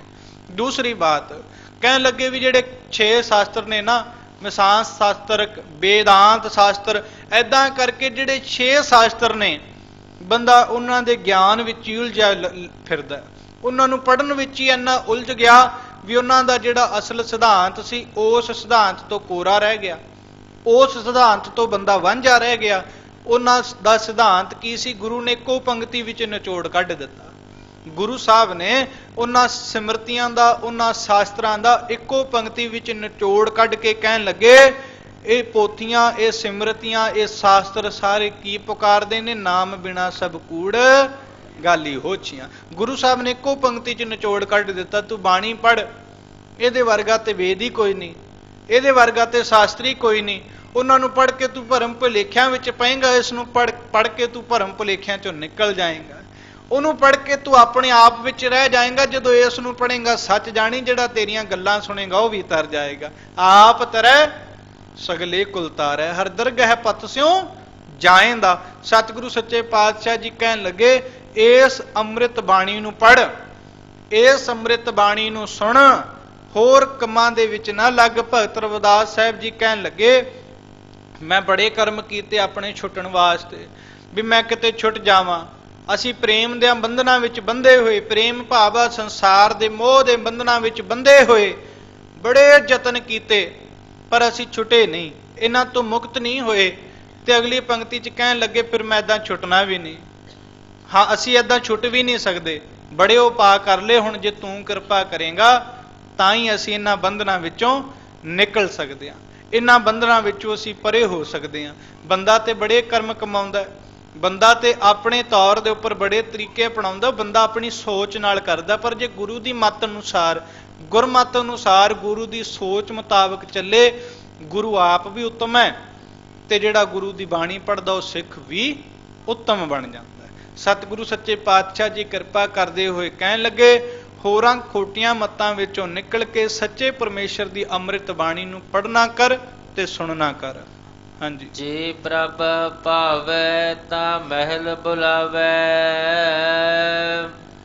ਸਬਦੇ ਭੇਦੇ ਤਉ ਪਤ ਪਾਵੈ। ਕਹਿਣ ਲੱਗੇ ਵੀ ਜੇ ਪ੍ਰਭ ਭਾਵੈ ਤਾਂ ਮਹਿਲ ਬੁਲਾਵੈ, ਤੇਰੇ ਕਰਮ ਉੱਥੇ ਨਹੀਂ ਪ੍ਰਵਾਨ ਹੋਣੇ, ਉੱਥੇ ਉਹਨਾਂ ਨੂੰ ਬੁਲਾਉਂਦਾ ਜਿਹੜੇ ਉਹਨੂੰ ਚੰਗੇ ਲੱਗਦੇ ਨੇ। ਕਿਤੇ ਹੁਣ ਇੱਥੇ ਆ ਕੇ ਆਪਣਾ ਬਿਸਤਰਾ ਬੋਰੀਆਂ ਨਾ ਸਮੇਟ ਲਈਏ ਵੀ ਚਲੋ ਜਦੋਂ ਪਰਮਾਤਮਾ ਨੂੰ ਚੰਗੇ ਲੱਗਾਂਗੇ ਉਦੋਂ ਬੁਲਾ ਲਏਗਾ। ਪਰਮਾਤਮਾ ਨੂੰ ਤੇ ਉਹ ਚੰਗਾ ਲੱਗਦਾ ਜਿਹੜਾ ਨਾਮ ਜਪਦਾ, ਕਿਉਂ ਆਪਾਂ ਨਾਮ ਤੇ ਕੋਈ ਜਪਦੇ ਨਹੀਂ, ਆਪਾਂ ਉਸ ਦਾ ਸਿਮਰਨ ਤੇ ਕੋਈ ਕਰਦੇ ਨਹੀਂ। ਪਰ ਖੋਟੀਆਂ ਮੱਤਾਂ, ਕਿਉਂਕਿ ਉਹ ਦੂਸਰੇ ਜਿਹੜੇ ਕਰਮ ਨੇ ਸਾਨੂੰ ਸੁਖੈਲੇ ਬੜੇ ਲੱਗਦੇ ਨੇ, ਉਹ ਜਿਹੜੇ ਦੂਸਰੇ ਕਰਮ ਨੇ ਸਾਨੂੰ ਸੌਖੇ ਬੜੇ ਲੱਗਦੇ ਨੇ।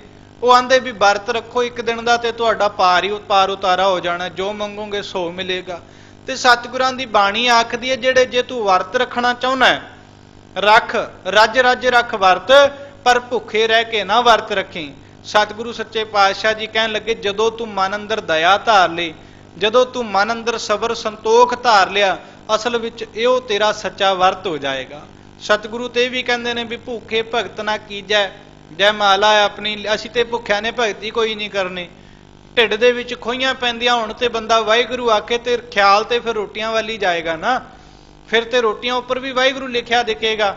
ਕਿਉਂ? ਕਿਉਂਕਿ ਅੰਦਰ ਜਜ਼ਬਾਤ ਹੀ ਐਸੇ ਬਣੇ ਨੇ, ਅੰਦਰ ਹੈ ਹੀ ਭੁੱਖੇ। ਤੇ ਜਦੋਂ ਸਤਿਗੁਰੂ ਕਹਿਣ ਲੱਗੇ ਤੂੰ ਅੰਦਰੋਂ ਢਿੱਡ ਵਾਲੀ ਭੁੱਖ ਨੂੰ ਛੱਡ, ਤੂੰ ਅੰਦਰੋਂ ਹੋਰ ਚੀਜ਼ਾਂ ਦਾ ਵਰਤ ਰੱਖ, ਅੰਦਰੋਂ ਕਾਮ ਦਾ ਵਰਤ ਰੱਖ ਨਾ, ਕ੍ਰੋਧ ਦਾ ਵਰਤ ਰੱਖ ਨਾ, ਜਿਸ ਦਿਨ ਤੂੰ ਵਰਤ ਰੱਖਣਾ ਉਸ ਦਿਨ ਤੂੰ ਪ੍ਰਸ਼ਾਦਾ ਹੀ ਨਹੀਂ ਛਕਦਾ। ਅੱਜ ਫਿਰ ਕਰ ਕੋਸ਼ਿਸ਼, ਅੱਜ ਰੱਖ ਵਰਤ ਫਿਰ ਕਾਮ ਦਾ, ਅੱਜ ਤੂੰ ਕਾਮ ਨੂੰ ਤੱਕੀ ਵੀ ਨਾ, ਫਿਰ ਤੇਰਾ ਵਰਤ ਸਫਲ ਹੋਏਗਾ। ਅੱਜ ਰੱਖ ਤੂੰ ਵਰਤ ਜੇ ਰੱਖਣਾ ਤੇ ਕ੍ਰੋਧ ਦਾ, ਅੱਜ ਤੂੰ ਕ੍ਰੋਧ ਨੂੰ ਨੇੜੇ ਵੀ ਨਾ ਆਣ ਦੇਈਂ। ਅੱਜ ਰੱਖਣਾ ਤੇ ਵਰਤ ਰੱਖ ਸਜਣਾ ਹੰਕਾਰ ਵਾਲਾ, ਰੋਜ਼ ਵਰਤ ਰੱਖ ਕੇ ਵੀ ਹੰਕਾਰ ਕਰੀ ਜਾਂਦਾ, ਹੰਕਾਰ ਨੂੰ ਅੰਦਰੋਂ ਕੱਢ ਦੇ। ਜਦੋਂ ਹੰਕਾਰ ਨੂੰ ਅੰਦਰੋਂ ਕੱਢ ਗਿਆ, ਉਹ ਵਰਤ ਤੇ ਪਤਾ ਨਹੀਂ, ਪਰ ਸੱਚ ਜਾਣੀ ਜਿਸ ਦਿਨ ਆਹ ਵਰਤ ਰੱਖਣੇ ਸ਼ੁਰੂ ਕਰਤੇ, ਤੇਰੇ ਇਹ ਵਰਤ ਗੁਰੂ ਚਰਨਾਂ ਵਿੱਚ ਸੱਚ ਮੁੱਚ ਵਿੱਚ ਪ੍ਰਵਾਨ ਹੋ ਜਾਣੇ ਨੇ। ਜਦੋਂ ਤੂੰ ਅੰਦਰੋਂ ਕ੍ਰੋਧ ਹੀ ਕੋਈ ਨਾ ਕੀਤਾ, ਜਦੋਂ ਕ੍ਰੋਧ ਕਰਨ ਦੀ ਵਾਰੀ ਹੁੰਦੀ ਆ ਉਦੋਂ ਸੜਕਾਂ ਤੇ ਧਰਨੇ, ਤੇ ਜਦੋਂ ਕ੍ਰੋਧ ਕਰਨ ਦੀ ਵਾਰੀ ਨਹੀਂ ਹੁੰਦੀ ਉਦੋਂ ਆਪੋ ਦੇ ਵਿੱਚ ਆਪਾਂ ਲੜ ਪੈਂਦੇ ਆ। ਤੇ ਸਤਿਗੁਰੂ ਕਹਿਣ ਲੱਗੇ ਕ੍ਰੋਧ ਕਰਨ ਵਾਲੀ ਥਾਂ ਤੇ ਤੈਨੂੰ ਕ੍ਰੋਧ ਆਉਂਦਾ ਕੋਈ ਨਹੀਂ, ਜ਼ਮੀਰ ਤੇ ਤੇਰੀ ਮਰ ਚੁੱਕੀ ਹੈ, ਤੂੰ ਅੰਦਰੋਂ ਤੇ ਖੋਖਲਾ ਹੋਇਆ ਪਿਆ, ਉਤੋਂ ਗੱਲਾਂ ਹੀ ਬਾਤੀਆਂ ਸਿੱਖ ਰਹਿ ਗਿਆ ਤੂੰ। ਸਤਿਗੁਰੂ ਕਹਿਣ ਲੱਗੇ ਜੇ ਤੇ ਤੋ ਵੀ ਨਹੀਂ ਹੁੰਦਾ ਨਾ, ਫਿਰ ਨਿਰਾਪੁਰਾ ਹੁਣ ਅੰਦਰੋਂ ਵੀ ਕ੍ਰੋਧ ਨੂੰ ਸ਼ਾਂਤ ਕਰ ਦੇ। ਘਰ ਵਿੱਚ ਨਾ ਆਪਣੇ ਪਲੇਟਾਂ ਖੜਕਾਈ ਜਾ। ਸਤਿਗੁਰੂ ਸੱਚੇ ਪਾਤਸ਼ਾਹ ਜੀ ਕਹਿਣ ਲੱਗੇ ਖਾਲਸਾ ਜੋ ਚੜ੍ਹੈ ਨਿਤ ਤਰੰਗ, ਖਾਲਸਾ ਜੋ ਕਰੈ ਨਿਤ ਜੰਗ। ਇਹ ਨਹੀਂ ਵੀ ਹੁਣ ਆਪਣੀ ਘਰ ਵਾਲੀ ਨਾਲ ਜਾ ਕੇ ਜੰਗ ਕਰਨ ਲੱਗ ਪਵੇਂ, ਜੰਗ ਆਪਣੇ ਵਿਕਾਰਾਂ ਨਾਲ ਕਰਨੀ ਹੈ। ਵੀ ਆ ਤੂੰ ਆ ਆਪਣੇ ਥਾਪੀਆਂ ਮਾਰ ਕੇ ਆਖ, ਥਾਪੜੇ ਮਾਰ ਕੇ ਆਖ ਵੀ ਆ ਕਾਮ ਮੈਂ ਤੈਨੂੰ ਵੇਖਾਂ, ਆ ਕ੍ਰੋਧ ਮੈਂ ਤੈਨੂੰ ਵੇਖਾਂ। ਤੇ ਕ੍ਰੋਧ ਤੇਰੇ ਨਾਲ ਝਗੜਾ ਕਰਨ ਵਾਸਤੇ ਆਵੇ, ਵਿਕਾਰ ਤੇਰੇ ਤੇ ਹਾਵੀ ਹੋਣ, ਤੇ ਤੇਰੇ ਹੱਥਾਂ ਵਿੱਚ ਗੁਰੂ ਦੇ ਗਿਆਨ ਦੀ ਕਿਰਪਾਨ ਫੜੀ ਹੋਵੇ, ਤੇਰੇ ਹੱਥਾਂ ਵਿੱਚ ਗੁਰੂ ਦੇ ਗਿਆਨ ਦਾ ਖੰਡਾ ਫੜਿਆ ਹੋਵੇ, ਕਾਮ ਤੇਰੇ ਤੇ ਚੜ ਕੇ ਆਵੇ ਤੇ ਤੂੰ ਕਾਮ ਦਾ ਸਿਰ ਲਾ ਦਵੇਂ, ਤੇ ਤੇਰੇ ਤੇ ਕਾਮ ਹਾਵੀ ਨਾ ਹੋ ਸਕੇ। ਪਰ ਹੈਰਾਨੀ ਹੈ ਗੁਰੂ ਕਿਆ ਸਿੱਖਾ, ਜਿਹੜੇ ਦਰਬਾਰ ਚ ਆ ਕੇ ਤੇਰੇ ਨੇਤਰਾਂ ਵਿੱਚੋਂ ਕਾਮ ਨੂੰ ਪਰੇ ਚਲੇ ਜਾਣਾ ਚਾਹੀਦਾ ਸੀ, ਉੱਥੇ ਹੀ ਤੇਰੇ ਨੇਤਰ ਕਾਮ ਨਾਲ ਭਰੇ ਵਿਖਦੇ ਨੇ, ਉੱਥੇ ਹੀ ਤੇਰੀ ਬੋਲੀ ਹੰਕਾਰ ਨਾਲ ਭਰੀ ਵਿਖਦੀ ਏ, ਉੱਥੇ ਹੀ ਜਿਹੜਾ ਤੇਰਾ ਸਾਰੇ ਦਾ ਸਾਰਾ ਮਨ ਹੈ ਉਹ ਵਿਕਾਰਾਂ ਨਾਲ ਲੁਪਤ ਹੋਇਆ ਦਿਖਦਾ। ਸਤਿਗੁਰੂ ਸੱਚੇ, ਮੈਂ ਵਿਚਾਰ ਤੁਹਾਡੇ ਨਾਲ ਬੜੀ ਬੇਰਾਂ ਕੀਤੀ ਹੈ, ਸੇਵਾ ਕਰਨੀ ਤਾਂ ਹੰਕਾਰ ਦੂਰ ਕਰਨ ਵਾਸਤੇ ਹੁੰਦੀ ਏ, ਸੇਵਾ ਕਰਕੇ ਥੋੜਾ ਹੰਕਾਰ ਕਰਨਾ।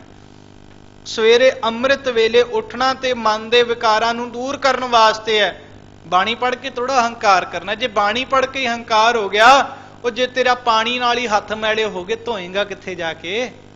ਜੇ ਤੇਰਾ ਬਾਣੀ ਪੜ੍ਹ ਕੇ ਤੈਨੂੰ ਹੰਕਾਰ ਆ ਗਿਆ, ਕਿੱਥੋਂ ਇਸ ਹੰਕਾਰ ਨੂੰ ਮਿਟਾਏਗਾ? ਸਤਿਗੁਰੂ ਕਿਰਪਾ ਕਰਦੇ ਹੋਏ ਕਹਿਣ ਲੱਗੇ ਇਹਨਾਂ ਵਿਕਾਰਾਂ ਤੋਂ ਜਿਉਂ-ਜਿਉਂ ਤੂੰ ਬਚੇਗਾ, ਤੂੰ ਆਪ ਤੇ ਬਚ ਕੋਈ ਨਹੀਂ ਸਕਦਾ। ਜੇ ਬਚਣਾ ਹੁੰਦਾ ਤੂੰ ਪਹਿਲੇ ਦਿਨ ਤੋਂ ਹੀ ਬਚਿਆ ਹੁੰਦਾ। ਉਸ ਨੂੰ ਬੇਨਤੀਆਂ ਕਰ, ਉਸ ਦੇ ਚਰਨਾਂ 'ਚ ਬੇਨਤੀਆਂ ਕਰ, ਉਹਦੇ ਚਰਨਾਂ 'ਚ ਅਰਦਾਸਾਂ ਕਰ। ਕਹਿਣ ਲੱਗੇ ਵੀ ਕਿਸੇ ਨੇ ਨਾ ਪ੍ਰਸ਼ਾਦਾ ਕਿਸੇ ਮਹਾਂਪੁਰਖਾਂ ਨੂੰ ਛਕਾਉਣਾ ਸੀ, ਵੀ ਮਹਾਂਪੁਰਖੋ ਸਾਡੇ ਘਰ ਆਇਓ, ਅਸੀਂ ਪ੍ਰਸ਼ਾਦਾ ਛਕਾਉਣਾ ਚਾਹੁੰਦੇ ਹਾਂ ਤੁਹਾਨੂੰ।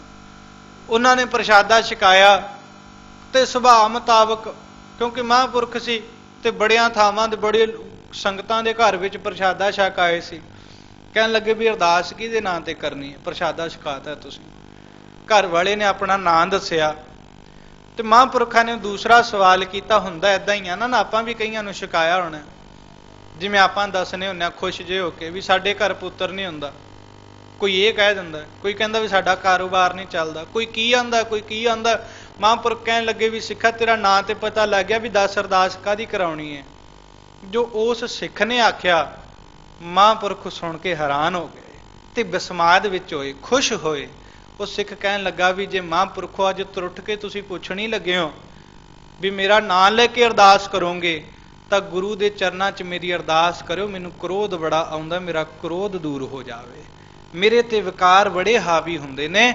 ਉਹਦੇ ਚਰਨਾਂ 'ਚ ਜੇ ਅਰਦਾਸ ਕਰਨ ਲੱਗਿਓ ਤੇ ਅਰਦਾਸ ਇਹ ਕਰਿਓ ਵੀ ਇਸ ਸਿੰਘ ਦੇ ਘਰ ਮੁੜ ਕੇ ਕ੍ਰੋਧ ਇਹਦੇ ਸਿੰਘ ਦੇ ਘਰ ਕਦੇ ਵਿਕਾਰ ਪੈਰ ਹੀ ਨਾ ਪਾਉਣ। ਕਹਿਣ ਲੱਗੇ ਵੀ ਦੇਖ ਸਜਣਾ, ਮੈਂ ਤੇ ਬੋਲ ਸਕਣਾ, ਮੈਂ ਸਿਰਫ ਆਪਣੀ ਜ਼ੁਬਾਨ ਨੂੰ ਹਿਲਾ ਕੇ ਬੋਲ ਸਕਣਾ। ਜੇ ਤੇਰੀ ਭਾਵਨਾ ਸੱਚੀ ਹੈ ਤੇ ਸੱਚ ਜਾਣੀ, ਗੁਰੂ ਨੇ ਵਡਿਆਈ ਮੈਨੂੰ ਦੇ ਦੇਣੀ ਹੈ, ਪਰ ਤੇਰੀ ਭਾਵਨਾ ਵਾਲੀ ਅਰਦਾਸ ਉੱਥੇ ਸੁਣੀ ਜਾਣੀ ਹੈ ਤੇ ਮੁੜ ਕੇ ਤੇਰੇ ਤੇ ਗੁਰੂ ਪਰਮੇਸ਼ਰ ਕਿਰਪਾ ਕਰੇਗਾ, ਤੈਨੂੰ ਇਹਨਾਂ ਵਿਕਾਰਾਂ ਤੋਂ ਸੱਚਮੁੱਚ ਵਿੱਚ ਬਚਾ ਲਏਗਾ। ਆਪਾਂ ਕਿੰਨੇ ਕੁ ਕਰਦੇ ਨੇ ਵੀ ਸਾਨੂੰ ਦਾਤਾ ਜੀ ਕਾਮ ਕ੍ਰੋਧ ਲੋਭ ਮੋਹ ਹੰਕਾਰ ਤੋਂ ਬਚਾਈ, ਕਿੰਨੇ ਕੁ ਆਪਾਂ ਬੇਨਤੀ ਕਰਨੇ ਆ। ਹਾਂ, ਇਹ ਤੇ ਬੇਨਤੀ ਲਗਭਗ ਅਸੀਂ ਸਾਰੇ ਕਰਨੇ ਆ, ਵਿੱਚੇ ਮੈਂ ਵੀ ਦਾਤਾ ਸਾਨੂੰ ਤਰੱਕੀਆਂ ਬਖਸ਼ੀ, ਸਾਨੂੰ ਚੜ੍ਹਦੀ ਕਲਾ ਬਖਸ਼ੀ, ਸਾਡੇ ਕਾਰੋਬਾਰ ਵਿੱਚ ਵਾਧੇ ਪਾਈ, ਨਿਤ ਸਾਡੇ ਤੇ ਰਹਿਮਤਾਂ ਕਰਦਾ ਰਹੀਂ। ਪਰ ਗੁਰੂ ਪਰਮੇਸ਼ਰ ਦੇ ਚਰਨਾਂ ਵਿੱਚ ਇਹ ਬੇਨਤੀ ਜਿਹੜਾ ਕਰਦਾ ਉਹ ਮੁਬਾਰਕ ਹੈ, ਬੜਭਾਗਾ ਹੈ। ਜਿਹੜਾ ਕਹਿੰਦਾ ਦਾਤਾ ਜੀ ਮੇਰੇ ਕਾਰੋਬਾਰ ਵਿੱਚ ਤਰੱਕੀਆਂ ਪਾਈ। ਇਹ ਤੇ ਸਾਰੇ ਆਪਾਂ ਕਹਿੰਦੇ ਆ ਜਿਹੜਾ ਆਖਦਾ ਦਾਤਾ ਜੀ ਮੇਰੀ ਖਾਲੀ ਝੋਲੀ ਵਿੱਚ ਨਾਮ ਦੀ ਦਾਤ ਪਾਈ। ਆ ਸਿੱਖਣੀ ਝੋਲੀ ਏ, ਜ਼ੁਬਾਨ ਨਿਤ ਨਿਤ ਕੁਝ ਨਾ ਕੁਝ ਬੋਲਦੀ ਰਹਿੰਦੀ ਏ। ਦਾਤਾ ਜ਼ੁਬਾਨ ਮੈਨੂੰ ਕਿਤੇ ਹੋਰ ਹੀ ਲਿਜਾ ਕੇ ਖੜਾ ਦਿੰਦੀ ਏ। ਤੇ ਹੁੰਦਾ ਇਹ ਹੈ ਵੀ ਮੈਂ ਬੋਲ ਤੇ ਦਿੰਨਾ ਫਿਰ ਪਛਤਾ ਵੀ ਲੈਣਾ, ਪਰ ਦਾਤਾ ਆ ਬਿਰਤੀ ਖਤਮ ਹੋ ਜਾਏ। ਪਛਤਾਉਣਾ ਤਾਂ ਮੇਰੇ ਮਨ 'ਚ ਹੈ, ਪਰ ਮੈਂ ਚਾਹੁੰਦਾ ਹੁਣ ਮੈਂ ਕਾਰਜ ਹੀ ਨਾ ਕਰਾਂ ਜਿਹੜੇ ਕਾਰਜ ਨੂੰ ਕਰਕੇ ਪਛਤਾਉਣਾ ਪੈਂਦਾ। ਸਤਿਗੁਰੂ ਕਹਿੰਦੇ ਨੇ ਨਾ, ਐਸਾ ਕੰਮ ਮੂਲੇ ਨਾ ਕੀਚੇ, ਜਿਹੜੇ ਜਿਹਨੂੰ ਕਰਕੇ ਅੰਤ ਵਿੱਚ ਪਛਤਾਉਣਾ ਪਵੇ। ਉਹ ਕੰਮਾਂ ਤੋਂ ਮੁਕਤੀ ਲੈ ਲੈ, ਉਹ ਮੁਕਤੀ ਤੈਨੂੰ ਗੁਰ ਪਰਮੇਸ਼ਰ ਦੀ ਕਿਰਪਾ ਨਾਲ ਹੀ ਪ੍ਰਾਪਤ ਹੋਣੀ ਹੈ। ਕਰ ਕਰ ਵੇਸ ਖਪੈ ਜਲ ਜਾਵੈ, ਸਾਚੈ ਸਾਚੇ ਸਾਚ ਸਮਾਵੈ। ਕਹਿਣ ਲੱਗੇ ਜਿਹੜਾ ਬੰਦਾ ਨਾ ਇਹ ਤੇ ਵੇਸ ਕਰ ਹੀ ਥੱਕਿਆ ਪਿਆ। ਗੁਰੂ ਜੀ ਦੇ ਅੱਜ ਦੇ ਜਿਹੜੇ ਪਾਵਨ ਬੋਲ ਨੇ ਉੱਥੇ ਘੁੰਮ ਰਹੇ ਨੇ ਵੀ ਪਹਿਲੋਂ ਸਤਿਗੁਰੂ ਨੇ ਆਖਿਆ ਵੀ ਪਿੰਜਰ ਜਿਹੜਾ ਇਹ ਪੰਖੀ ਹੈ ਪਿੰਜਰ ਦੇ ਵਿੱਚ ਬੰਨਿਆ ਹੋਇਆ, ਇਹ ਅਗਿਆਨਤਾ ਦੇ ਪਿੰਜਰ ਵਿੱਚ ਬੰਨਿਆ ਹੋਇਆ ਹੋਰੋਂ ਹੀ ਹੋਰ ਕਰਮ ਕਮਾਈ ਜਾਂਦਾ, ਪਰ ਇਸ ਨੂੰ ਪਤਾ ਨਹੀਂ। ਅਸੀਂ ਤੇ ਆਪਣੇ ਛੁੱਟਣ ਨੂੰ ਯਤਨ ਕਰਦੇ ਹਾਂ, ਪਰ ਅਸੀਂ ਛੁੱਟਾਂਗੇ ਕਿਵੇਂ, ਬਚਾਂਗੇ ਕਿਵੇਂ? ਹਮ ਛੂਟੇ ਤੁਮ ਆਰਾਧੇ। ਅਸੀਂ ਤੇ ਤੈਨੂੰ ਆਰਾਧ ਕੇ ਛੁਟਾਂਗੇ ਨਾ, ਤੈਨੂੰ ਜਪ ਕੇ ਛੁਟਾਂਗੇ, ਪਰ ਅਸੀਂ ਸੁਖੈਲੇ ਕਰਮ ਅਪਣਾਉਂਦੇ ਆ। ਤੇ ਦਾਤਾ ਪਰਮੇਸ਼ਰ ਜੀ ਕਿਰਪਾ ਕਰਦੇ ਹੋਏ ਕਹਿਣ ਲੱਗੇ ਇਹ ਜਿਹੜੇ ਤੇਰੇ ਤੂੰ ਕਰਮ ਸਾਰੇ ਕਮਾਉਣਾ, ਜਿਹੜੇ ਤੂੰ ਵਰਤ ਰੱਖਣਾ, ਜਿਹੜੇ ਤੂੰ ਹੋਰ ਤਰੀਕਿਆਂ ਦੇ ਕਰਮ ਕਮਾਉਣਾ, ਗੁਰੂ ਕਿਆ ਸਿਖਾਏ ਤੇਰੇ ਕਰਮ ਕਿਸੇ ਲਾਹੇ ਵਿੱਚ ਨਹੀਂ। ਉਸ ਪਰਮੇਸ਼ਰ ਵਾਹਿਗੁਰੂ ਜੀ ਦਾ ਨਾਮ ਜਪੀ। ਕਹਿਣ ਲੱਗੇ ਉਸ ਦਾ ਪਰਮੇਸ਼ਰ ਦਾ ਨਾਮ ਕਿਤੇ ਤੇਰੀ ਨਾਮ ਜਪਦਿਆਂ ਸੁਰਤੀ ਜੁੜ ਜਾਵੇ, ਕਿਤੇ ਤੇਰੀ ਨਾਮ ਜਪਦਿਆਂ ਉਸ ਦੇ ਚਰਨਾਂ 'ਚ ਧਿਆਨ ਲੱਗੇ, ਤੇ ਧਿਆਨ ਲੱਗੇ ਵਿੱਚ ਤੂੰ ਇੱਕ ਵਾਰ ਵਾਹਿਗੁਰੂ ਆਖ ਦਵੇਂ, ਸੱਚ ਜਾਣੀਓ ਤੇਰੇ ਕਰੋੜਾਂ ਜਨਮਾਂ ਦੀ ਮੈਲ ਲਾ ਦੇਗਾ। ਇੱਕ ਨਿਮਖ ਆਖਿਆ ਹੋਇਆ, ਇੱਕ ਨਿਮਖ ਕਿਹਾ ਹੋਇਆ, ਕਾਂਖੀ ਏਕਾ ਦਰਸ ਤੁਹਾਰੋ, ਨਾਨਕ ਉਨ ਸੰਗ ਮੋਹੇ ਉਧਾਰੋ। ਉਹਨਾਂ ਦੇ ਸੰਗ ਮੈਨੂੰ ਉਧਾਰ। ਗੁਰੂ ਨੂੰ ਬੇਨਤੀ ਕਰ ਜਿਹੜੇ ਤੇਰਾ ਨਾਮ ਜਪਦੇ ਨੇ।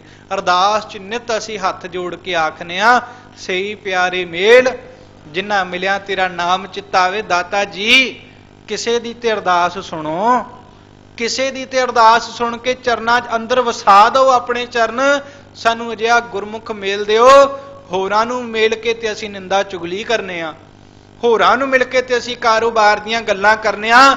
ਕੋਈ ਗੁਰਮੁਖ ਮੇਲੋ ਜਿਹਦੇ ਨੇੜੇ ਜਾਇਆ ਆਪ ਮਹਾਰੇ ਜਵਾਨ ਆਖੇ, ਵਾਹ ਗੁਰੂ ਵਾਹ ਗੁਰੂ ਵਾਹ ਗੁਰੂ ਵਾਹ ਗੁਰੂ।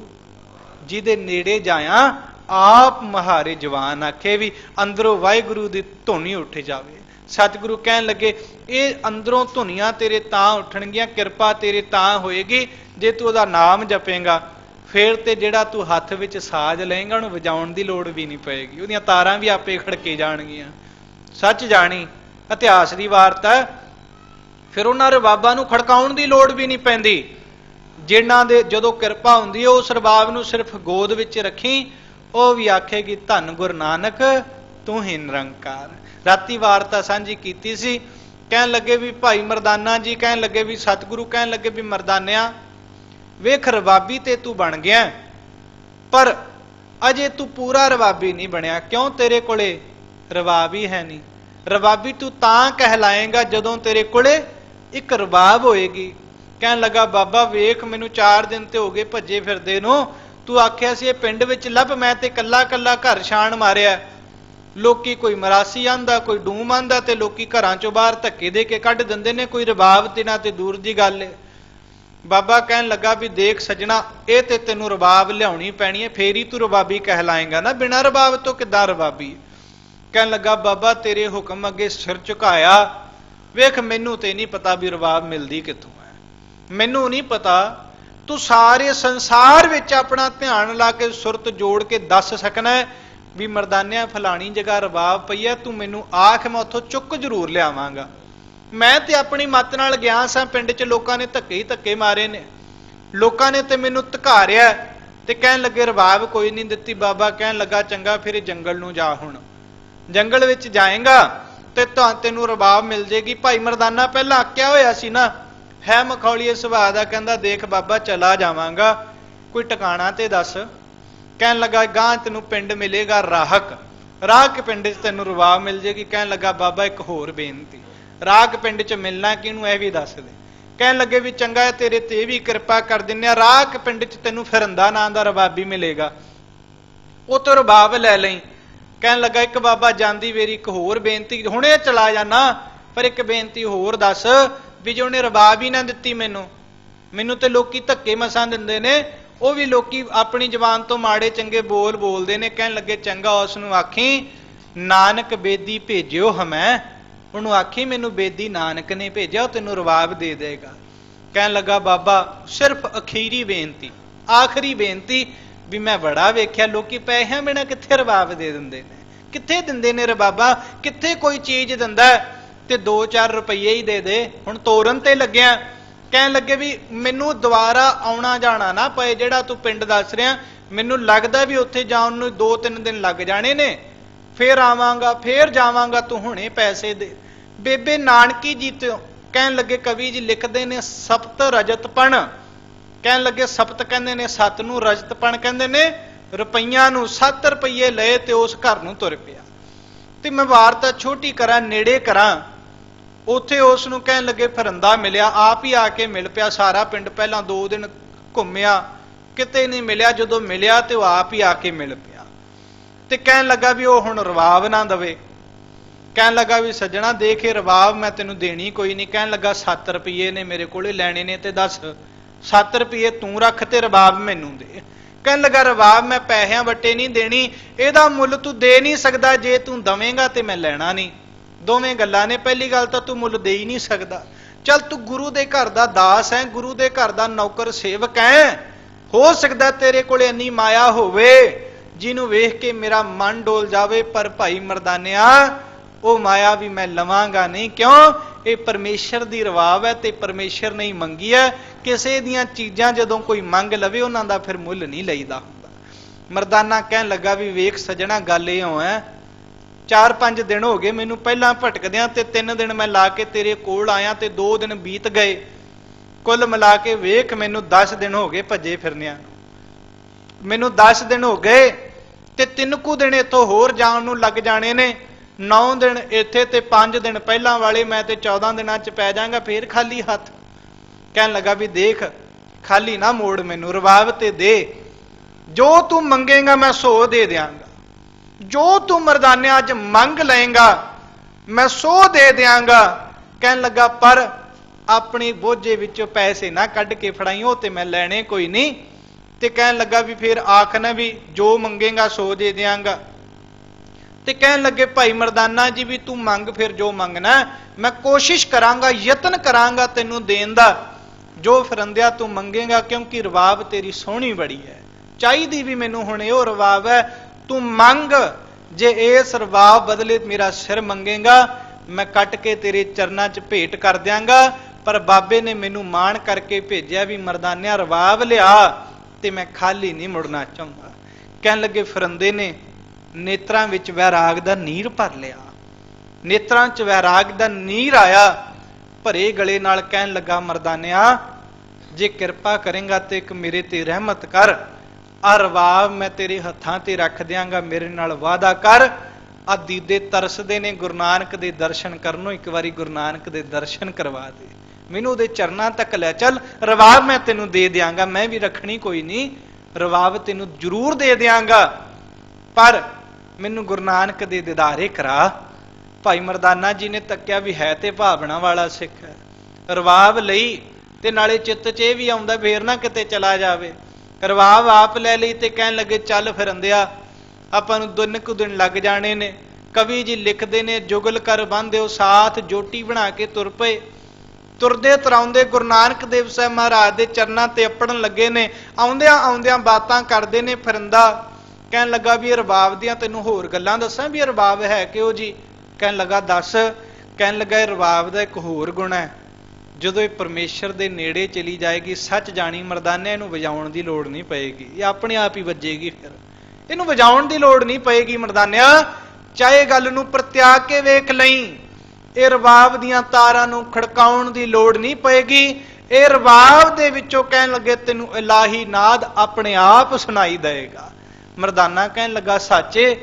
ਕਹਿਣ ਲੱਗਾ ਬਿਲਕੁਲ ਸੱਚ, ਪਰਤਾ ਕੇ ਵੇਖੀ।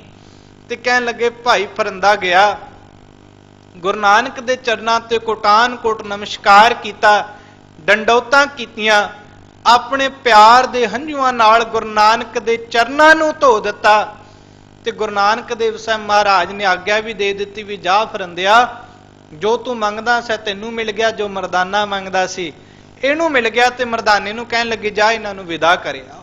ਤੇ ਵਿਦਾ ਕਰਿਆ ਤੇ ਇੱਕੋ ਦਮ ਗਾਇਬ ਜੇ ਹੋ ਗਏ। ਤੇ ਸਤਿਗੁਰਾਂ ਨੇ ਦੱਸਿਆ, ਮਰਦਾਨਾ ਕਹਿਣ ਲੱਗਾ ਵੀ ਬਾਬਾ ਮੈਂ ਇਸ ਬੰਦੇ ਤੇ ਹੈਰਾਨ ਬੜਾ, ਪਹਿਲਾਂ ਤੇ ਇਹਦੇ ਨਾ ਮੋਢੇ ਟੰਗੀ ਸੀ ਨਾ ਇਹਦੇ ਕੱਛ ਰਵਾਬ ਸੀ, ਕਿੱਥੋਂ ਰਵਾਬ ਇਹਨੇ ਕੱਢ ਲਈ ਮੈਨੂੰ ਪਤਾ ਨਹੀਂ ਲੱਗਿਆ, ਪਹਿਲਾਂ ਤੇ ਇਹਦੇ ਚਾਨਣਾ ਪਾਓ ਵੀ ਹੈ ਕੌਣ ਸੀ।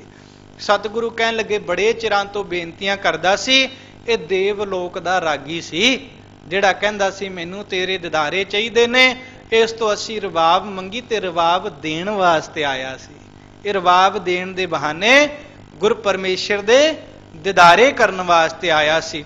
ਤੇ ਕਹਿਣ ਲੱਗਾ ਬਾਬਾ ਉਹ ਫਰੰਦੇ ਨੇ ਮੈਨੂੰ ਇੱਕ ਹੋਰ ਗੱਲ ਵੀ ਆਖੀ ਸੀ, ਫਿਰ ਉਹਦੀ ਗੱਲ ਕਿਤੇ ਝੂਠੀ ਤੇ ਨਹੀਂ ਹੋਗੀ ਵੀ ਜਦੋਂ ਇਹ ਪਰਮੇਸ਼ਰ ਦੇ ਨੇੜੇ ਜਾਏਗੀ ਇਹ ਵੱਜਣ ਲੱਗ ਪਏਗੀ। ਤੇ ਕਹਿਣ ਲੱਗਿਆ ਮਰਦਾਨਿਆ ਇਸ ਨੂੰ ਵੱਜਦੀ ਵੇਖਣਾ ਚਾਹੁੰਦਾ ਹੈ, ਇਸ ਨੂੰ ਵੱਜਦੀ ਨੂੰ ਸੁਣਨਾ ਚਾਹੁੰਦਾ ਹੈ, ਇਸ ਨੂੰ ਗੋਦ ਵਿੱਚ ਰੱਖ, ਇਹਦੀਆਂ ਤਾਰਾਂ ਨੂੰ ਹੱਥ ਵੀ ਨਾ ਲਾਈਏ ਨੇ ਵੱਜਣ ਲੱਗ ਪੈਣਾ। ਕਹਿਣ ਲੱਗੇ ਭਾਈ ਮਰਦਾਨਾ ਸੁਰ ਕਰਨ ਲੱਗਾ ਨਾ, ਰਬਾਬ ਦੀਆਂ ਤਾਰਾਂ ਨੂੰ ਖਿੱਚ ਪਾਉਣ ਲੱਗਾ।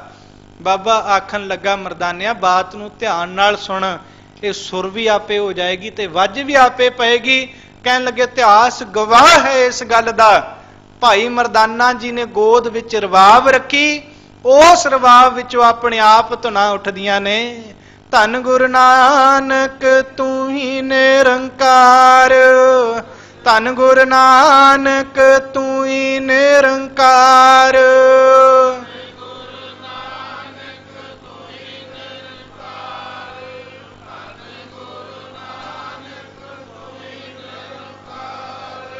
ਤੂੰ ਹੀ ਨਿਰੰਕਾਰ, ਤੂੰ ਹੀ ਨਿਰੰਕਾਰ, ਤੂੰ ਹੀ ਨਿਰੰਕਾਰ, ਤੂੰ ਹੀ ਨਿਰੰਕਾਰ।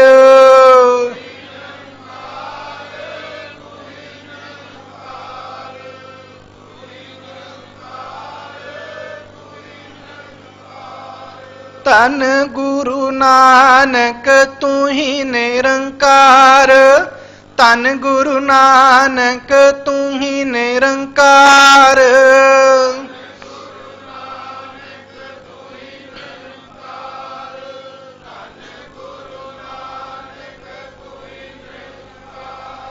ਕਹਿਣ ਲੱਗੇ ਉਸ ਰਵਾਬ ਵਿੱਚੋਂ ਇਹ ਧੁਨਾਂ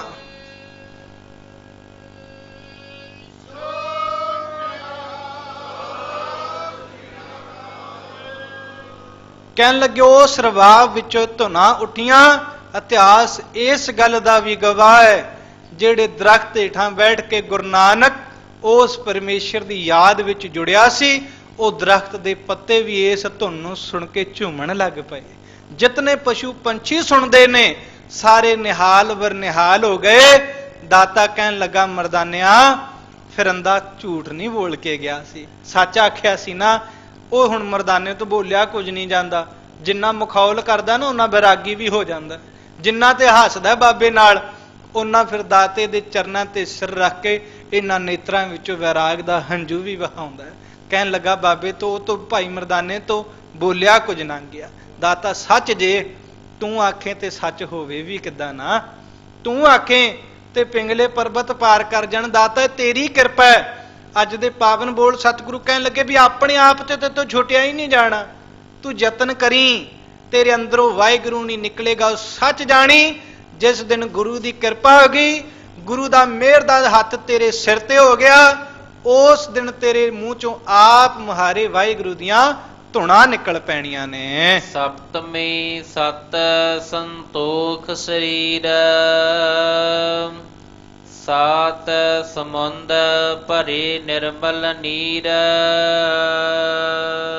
ਤੇ ਸਤਿਗੁਰੂ ਕਿਰਪਾ ਕਰਦੇ ਹੋਏ ਕਹਿਣ ਲੱਗੇ ਜਦੋਂ ਅੰਦਰੋਂ ਧੁਨਾਂ ਵਾਹਿਗੁਰੂ ਦੇ ਨਾਮ ਦੀਆਂ ਨਿਕਲਣਗੀਆਂ ਨਾ, ਜਿਹੜਾ ਤੇਰਾ ਪਾਪੀ ਮਨ ਹੈ, ਜਿਹੜਾ ਤੇਰਾ ਵੈਰੀ ਮਨ ਹੈ, ਜਿਹੜਾ ਇਹ ਤੇਰਾ ਦੁਸ਼ਟ ਮਨ ਹੈ, ਜਿਹੜਾ ਇਹ ਤੇਰਾ ਦੁਰਮਤ ਨਾਲ ਭਰਿਆ ਹੋਇਆ ਮਨ ਹੈ, ਇਸ ਨੇ ਨਿਰਮਲ ਹੋ ਜਾਣਾ ਹੈ, ਇਸ ਨੇ ਇੱਕੋ ਦਮ ਸਵੱਛ ਹੋ ਜਾਣਾ ਹੈ। ਜਦੋਂ ਕਿਸੇ ਗੰਦੇ ਭਾਂਡੇ ਦੇ ਵਿੱਚ ਗੰਦੇ ਪਾਣੀ ਗੰਦੇ ਪਾਣੀ ਨਾਲ ਕੋਈ ਭਾਂਡਾ ਭਰਿਆ ਹੋਵੇ, ਉਹ ਧਾਰ ਨਾਲ ਪਾਣੀ ਪੈਂਦਾ ਹੋਵੇ ਨਾ, ਫਿਰ ਉਹ ਇੱਕ ਸਮਾਂ ਐਸਾ ਹੁੰਦਾ ਪਾਣੀ ਪਈ ਜਾਂਦਾ, ਬਾਹਰ ਡੁੱਲੀ ਜਾਂਦਾ, ਪਈ ਜਾਂਦਾ, ਡੁੱਲੀ ਜਾਂਦਾ, ਤੇ ਇੱਕ ਸਮਾਂ ਐਸਾ ਆਉਂਦਾ ਪਾਣੀ ਫਿਰ ਕਾਲਾ ਨਹੀਂ, ਜਿਹੋ ਜਿਹਾ ਪਾਣੀ ਉਹਦੇ ਵਿੱਚ ਡਿੱਗਦਾ ਉਹੋ ਜਿਹਾ ਹੀ ਪਾਣੀ ਉਸ ਭਾਂਡੇ ਵਿੱਚ ਭਰ ਜਾਂਦਾ। ਕਹਿਣ ਲੱਗੇ ਜੇ ਤੇਰਾ ਮਨ ਨਹੀਂ ਨਾ ਮੰਨਦਾ, ਤੂੰ ਆਖੇ ਵੀ ਮੇਰਾ ਤੇ ਮਨ ਸ਼ੁੱਧ ਨਹੀਂ, ਮੈਂ ਗੁਰੂ ਦੇ ਚਰਨਾਂ 'ਚ ਜਾਣਾ ਕੋਈ ਨਹੀਂ। ਕਹਿਣ ਲੱਗੇ ਬਸ ਤੂੰ ਗੁਰੂ ਦੇ ਚਰਨਾਂ 'ਚ ਬੈਠੀ, ਤੂੰ ਗੁਰੂ ਦੇ ਚਰਨਾਂ 'ਚ ਟਿਕ ਕੇ ਪਿਆਰ ਨਾਲ ਬੈਠੀ, ਇਧਰੋਂ ਬਾਣੀ ਦੀ ਇਧਰੋਂ ਕੀਰਤਨ ਦੀ ਤੇਰੇ ਤੇ ਕਿਰਪਾ ਹੋਏਗੀ। ਇੱਕ ਦਿਨ ਆ ਜਿਹੜਾ ਤੇਰਾ ਦੁਰਮਤ ਨਾਲ ਭਰਿਆ ਹੋਇਆ ਮਨ ਹੈ, ਸੱਚ ਜਾਣੀ ਕੀਰਤਨ ਦੀ ਧਾਰ ਤੇਰੇ ਕੰਨਾਂ ਵਿੱਚ ਪਏਗੀ, ਇਹ ਦੁਰਮਤ ਨਾਲ ਭਰਿਆ ਹੋਇਆ ਮਨ ਗੁਰਮਤ ਨਾਲ ਭਰ ਜਾਏਗਾ। ਇਹਦੇ ਵਿੱਚ ਫਿਰ ਦੁਰਮਤ ਨਹੀਂ, ਇਹਦੇ ਫਿਰ ਵਿੱਚ ਗੁਰਮਤ ਭਰ ਜਾਏਗੀ। ਜਦੋਂ ਅੰਦਰ ਗੁਰਮਤ ਭਰ ਜਾਏਗੀ, ਜਿਹੜੀ ਕਲਾ ਦੀ ਸਤਿਗੁਰੂ ਗੱਲ ਕਰ ਰਹੇ ਨੇ ਉਹ ਕਲਾ ਵਾਪਰ ਜਾਏਗੀ। ਜਦੋਂ ਤੇਰੇ ਅੰਦਰ ਗੁਰਮਤ ਭਰ ਗਈ, ਫੇਰ ਤੇਰੀ ਜ਼ੁਬਾਨ ਤੋਂ ਲੋਕਾਂ ਦਾ ਮਾੜਾ ਨਹੀਂ। ਜਦੋਂ ਅੰਦਰ ਗੁਰਮਤ ਭਰ ਗਈ, ਫੇਰ ਤੇਰੀ ਜ਼ੁਬਾਨ ਤੋਂ ਕ੍ਰੋਧ ਦੀਆਂ ਬਾਤਾਂ ਨਹੀਂ। ਜਦੋਂ ਤੇਰੇ ਅੰਦਰ ਗੁਰਮਤ ਭਰ ਗਈ, ਫੇਰ ਤੇਰੀ ਜ਼ੁਬਾਨ ਤੋਂ ਕਾਮ ਦੀਆਂ ਬਾਤਾਂ ਨਹੀਂ। ਫਿਰ ਨਿਕਲੇਗੀ ਇੱਕੋ ਧੁਨ, ਉੱਠੇਗੀ ਇੱਕੋ ਧੁਨ, ਤੂੰ ਆਪਣੀ ਜ਼ੁਬਾਨ ਤੋਂ ਆਖੇਗਾ ਵਾਹਿਗੁਰੂ ਵਾਹਿਗੁਰੂ ਵਾਹਿਗੁਰੂ ਵਾਹਿਗੁਰੂ। ਜੁੜ ਜਾਓ। ਵਾਹਿਗੁਰੂ ਵਾਹਿਗੁਰੂ ਵਾਹਿਗੁਰੂ ਵਾਹਿਗੁਰੂ।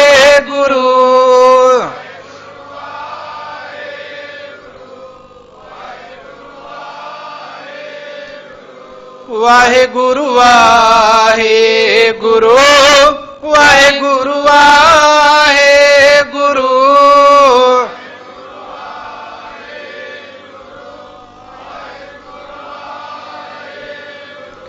ਵਾਹਿਗੁਰੂ ਵਾਹਿਗੁਰੂ ਵਾਹਿਗੁਰੂ ਵਾਹਿਗੁਰੂ।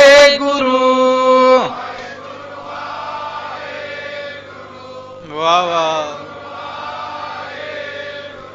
ਗਿਆਨ ਧਿਆਨ ਕਿਛ ਕਰਮ ਨ ਜਾਣਾ, ਗਿਆਨ ਧਿਆਨ ਕਿਛ ਕਰਮ ਨ ਜਾਣਾ।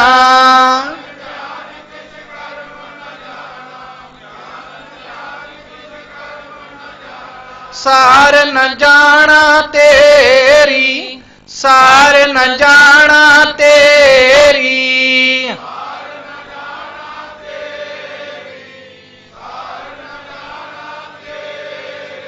ਸਭ ਤੇ ਵੱਡਾ ਸਤਿਗੁਰ ਨਾਨਕ, ਸਭ ਤੇ ਵੱਡਾ ਸਤਿਗੁਰ ਨਾਨਕ।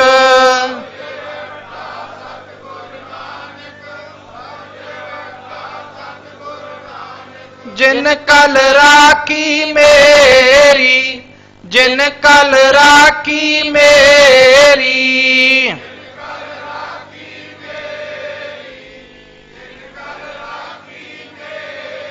ਵਾਹਿਗੁਰੂ ਵਾਹਿਗੁਰੂ ਵਾਹਿਗੁਰੂ ਵਾਹਿਗੁਰੂ।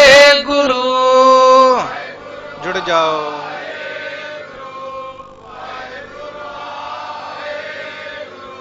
ਵਾਹਿਗੁਰੂ ਵਾਹਿਗੁਰੂ ਵਾਹਿਗੁਰੂ ਵਾਹਿਗੁਰੂ ਵਾਹਿਗੁਰੂ ਵਾਹਿਗੁਰੂ ਵਾਹਿਗੁਰੂ ਵਾਹਿਗੁਰੂ ਵਾਹਿਗੁਰੂ ਵਾਹਿਗੁਰੂ ਵਾਹਿਗੁਰੂ ਵਾਹਿਗੁਰੂ ਵਾਹਿਗੁਰੂ ਵਾਹਿਗੁਰੂ। ਆਨੰਦ।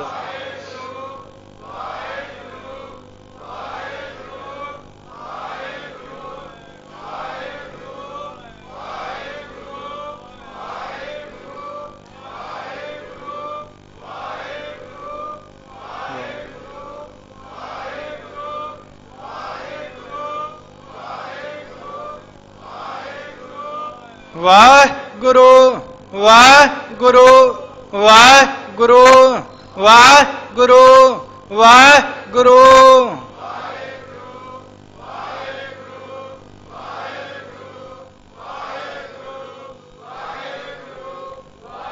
ਆਖੋ ਸਤਨਾਮ ਸ੍ਰੀ ਵਾਹਿਗੁਰੂ। ਜਦੋਂ ਗੁਰੂ ਪਰਮੇਸ਼ਰ ਦਾ ਨਾਮ ਤੇਰੇ ਹਿਰਦੇ ਵਿੱਚ ਵਸ ਜਾਏਗਾ, ਸਤਿਗੁਰੂ ਕਹਿਣ ਲੱਗੇ ਫੇਰ ਤੇਰੀ ਦੁਰਮਤ ਨਾਸ ਹੋਏਗੀ ਤੇ ਗੁਰਮਤ ਦਾ ਪ੍ਰਗਾਸ ਹੋ ਜਾਏਗਾ। ਸਤਿਗੁਰੂ ਸੱਚੇ ਪਾਤਸ਼ਾਹ ਕਹਿਣ ਲੱਗੇ ਫਿਰ ਇਹ ਹੋਏਗਾ ਕਿ ਮਿਟਿਆ ਅੰਧੇਰਾ ਚੰਦ ਚੜਿਆ ਵਾਲੀ ਬਾਤ ਹੋਏਗੀ। ਤੇਰੇ ਮਨ ਦਾ ਅਗਿਆਨ ਰੂਪੀ ਹਨੇਰਾ ਬਿਨਸ ਜਾਏਗਾ, ਤੇਰੇ ਮਨ ਦਾ ਅਗਿਆਨ ਰੂਪੀ ਹਨੇਰਾ ਖਤਮ ਹੋ ਜਾਏਗਾ ਤੇ ਅੰਦਰ ਗੁਰੂ ਦੇ ਸ਼ਬਦ ਦਾ ਪ੍ਰਕਾਸ਼ ਹੋ ਜਾਏਗਾ। ਦਾਤਾ ਸਾਡੇ ਸਾਰਿਆਂ ਤੇ ਕਿਰਪਾ ਕਰੇ, ਸੁਣਨ ਵਾਲਿਆਂ ਤੇ ਔਰ ਸੁਣਾਉਣ ਵਾਲਿਆਂ ਦੇ ਸਿਰ ਤੇ ਮਿਹਰ ਭਰਿਆ ਹੱਥ ਰੱਖੇ। ਕਿਰਪਾ ਕਰਨ ਸਤਿਗੁਰੂ ਸੱਚੇ ਪਾਤਸ਼ਾਹ ਜੀ ਕਿ ਸੁਣੇ ਬੋਲਾਂ ਨੂੰ ਕਮਾ ਸਕੀਏ। ਸਤਿਗੁਰੂ ਧੰਨ ਗੁਰੂ ਗ੍ਰੰਥ ਸਾਹਿਬ ਮਹਾਰਾਜ ਹੋਈਆਂ ਵਿਚਾਰਾਂ ਆਪਣੇ ਚਰਨਾਂ ਵਿਖੇ ਪ੍ਰਵਾਨ ਕਰਨ, ਹੋਈਆਂ ਭੁੱਲਾਂ ਦੀ ਖਿਮਾ ਬਖਸ਼ਣ। ਆਪ ਗੁਰੂ ਰੂਪ ਖਾਲਸਾ ਸਾਧ ਸੰਗਤ ਜੀ ਨੇ ਖਿਮਾ ਬਖਸ਼ ਦੇਣੀ। ਆਓ ਅੰਤਲੀਆਂ ਪੰਕਤੀਆਂ ਪੜ੍ਹਦੇ ਹੋਏ ਫਤਿਹ ਦੀ ਸਾਂਝ ਪਾਈਏ। ਹਾਂਜੀ। ਜੇ ਪ੍ਰਭ ਭਾਵੈ ਤਾ ਮਹਿਲ ਬੁਲਾਵੈ, ਸਬਦੇ ਭੇਦੇ ਤਉ ਪਤ ਪਾਵੈ, ਕਰ ਕਰ ਵੇਸ ਖਪੈ ਜਲ ਜਾਵੈ, ਸਾਚੈ ਸਾਚੇ ਸਾਚ ਸਮਾਵੈ। ਵਾਹਿਗੁਰੂ ਜੀ ਕਾ ਖਾਲਸਾ, ਵਾਹਿਗੁਰੂ ਜੀ ਕੀ ਫਤਿਹ।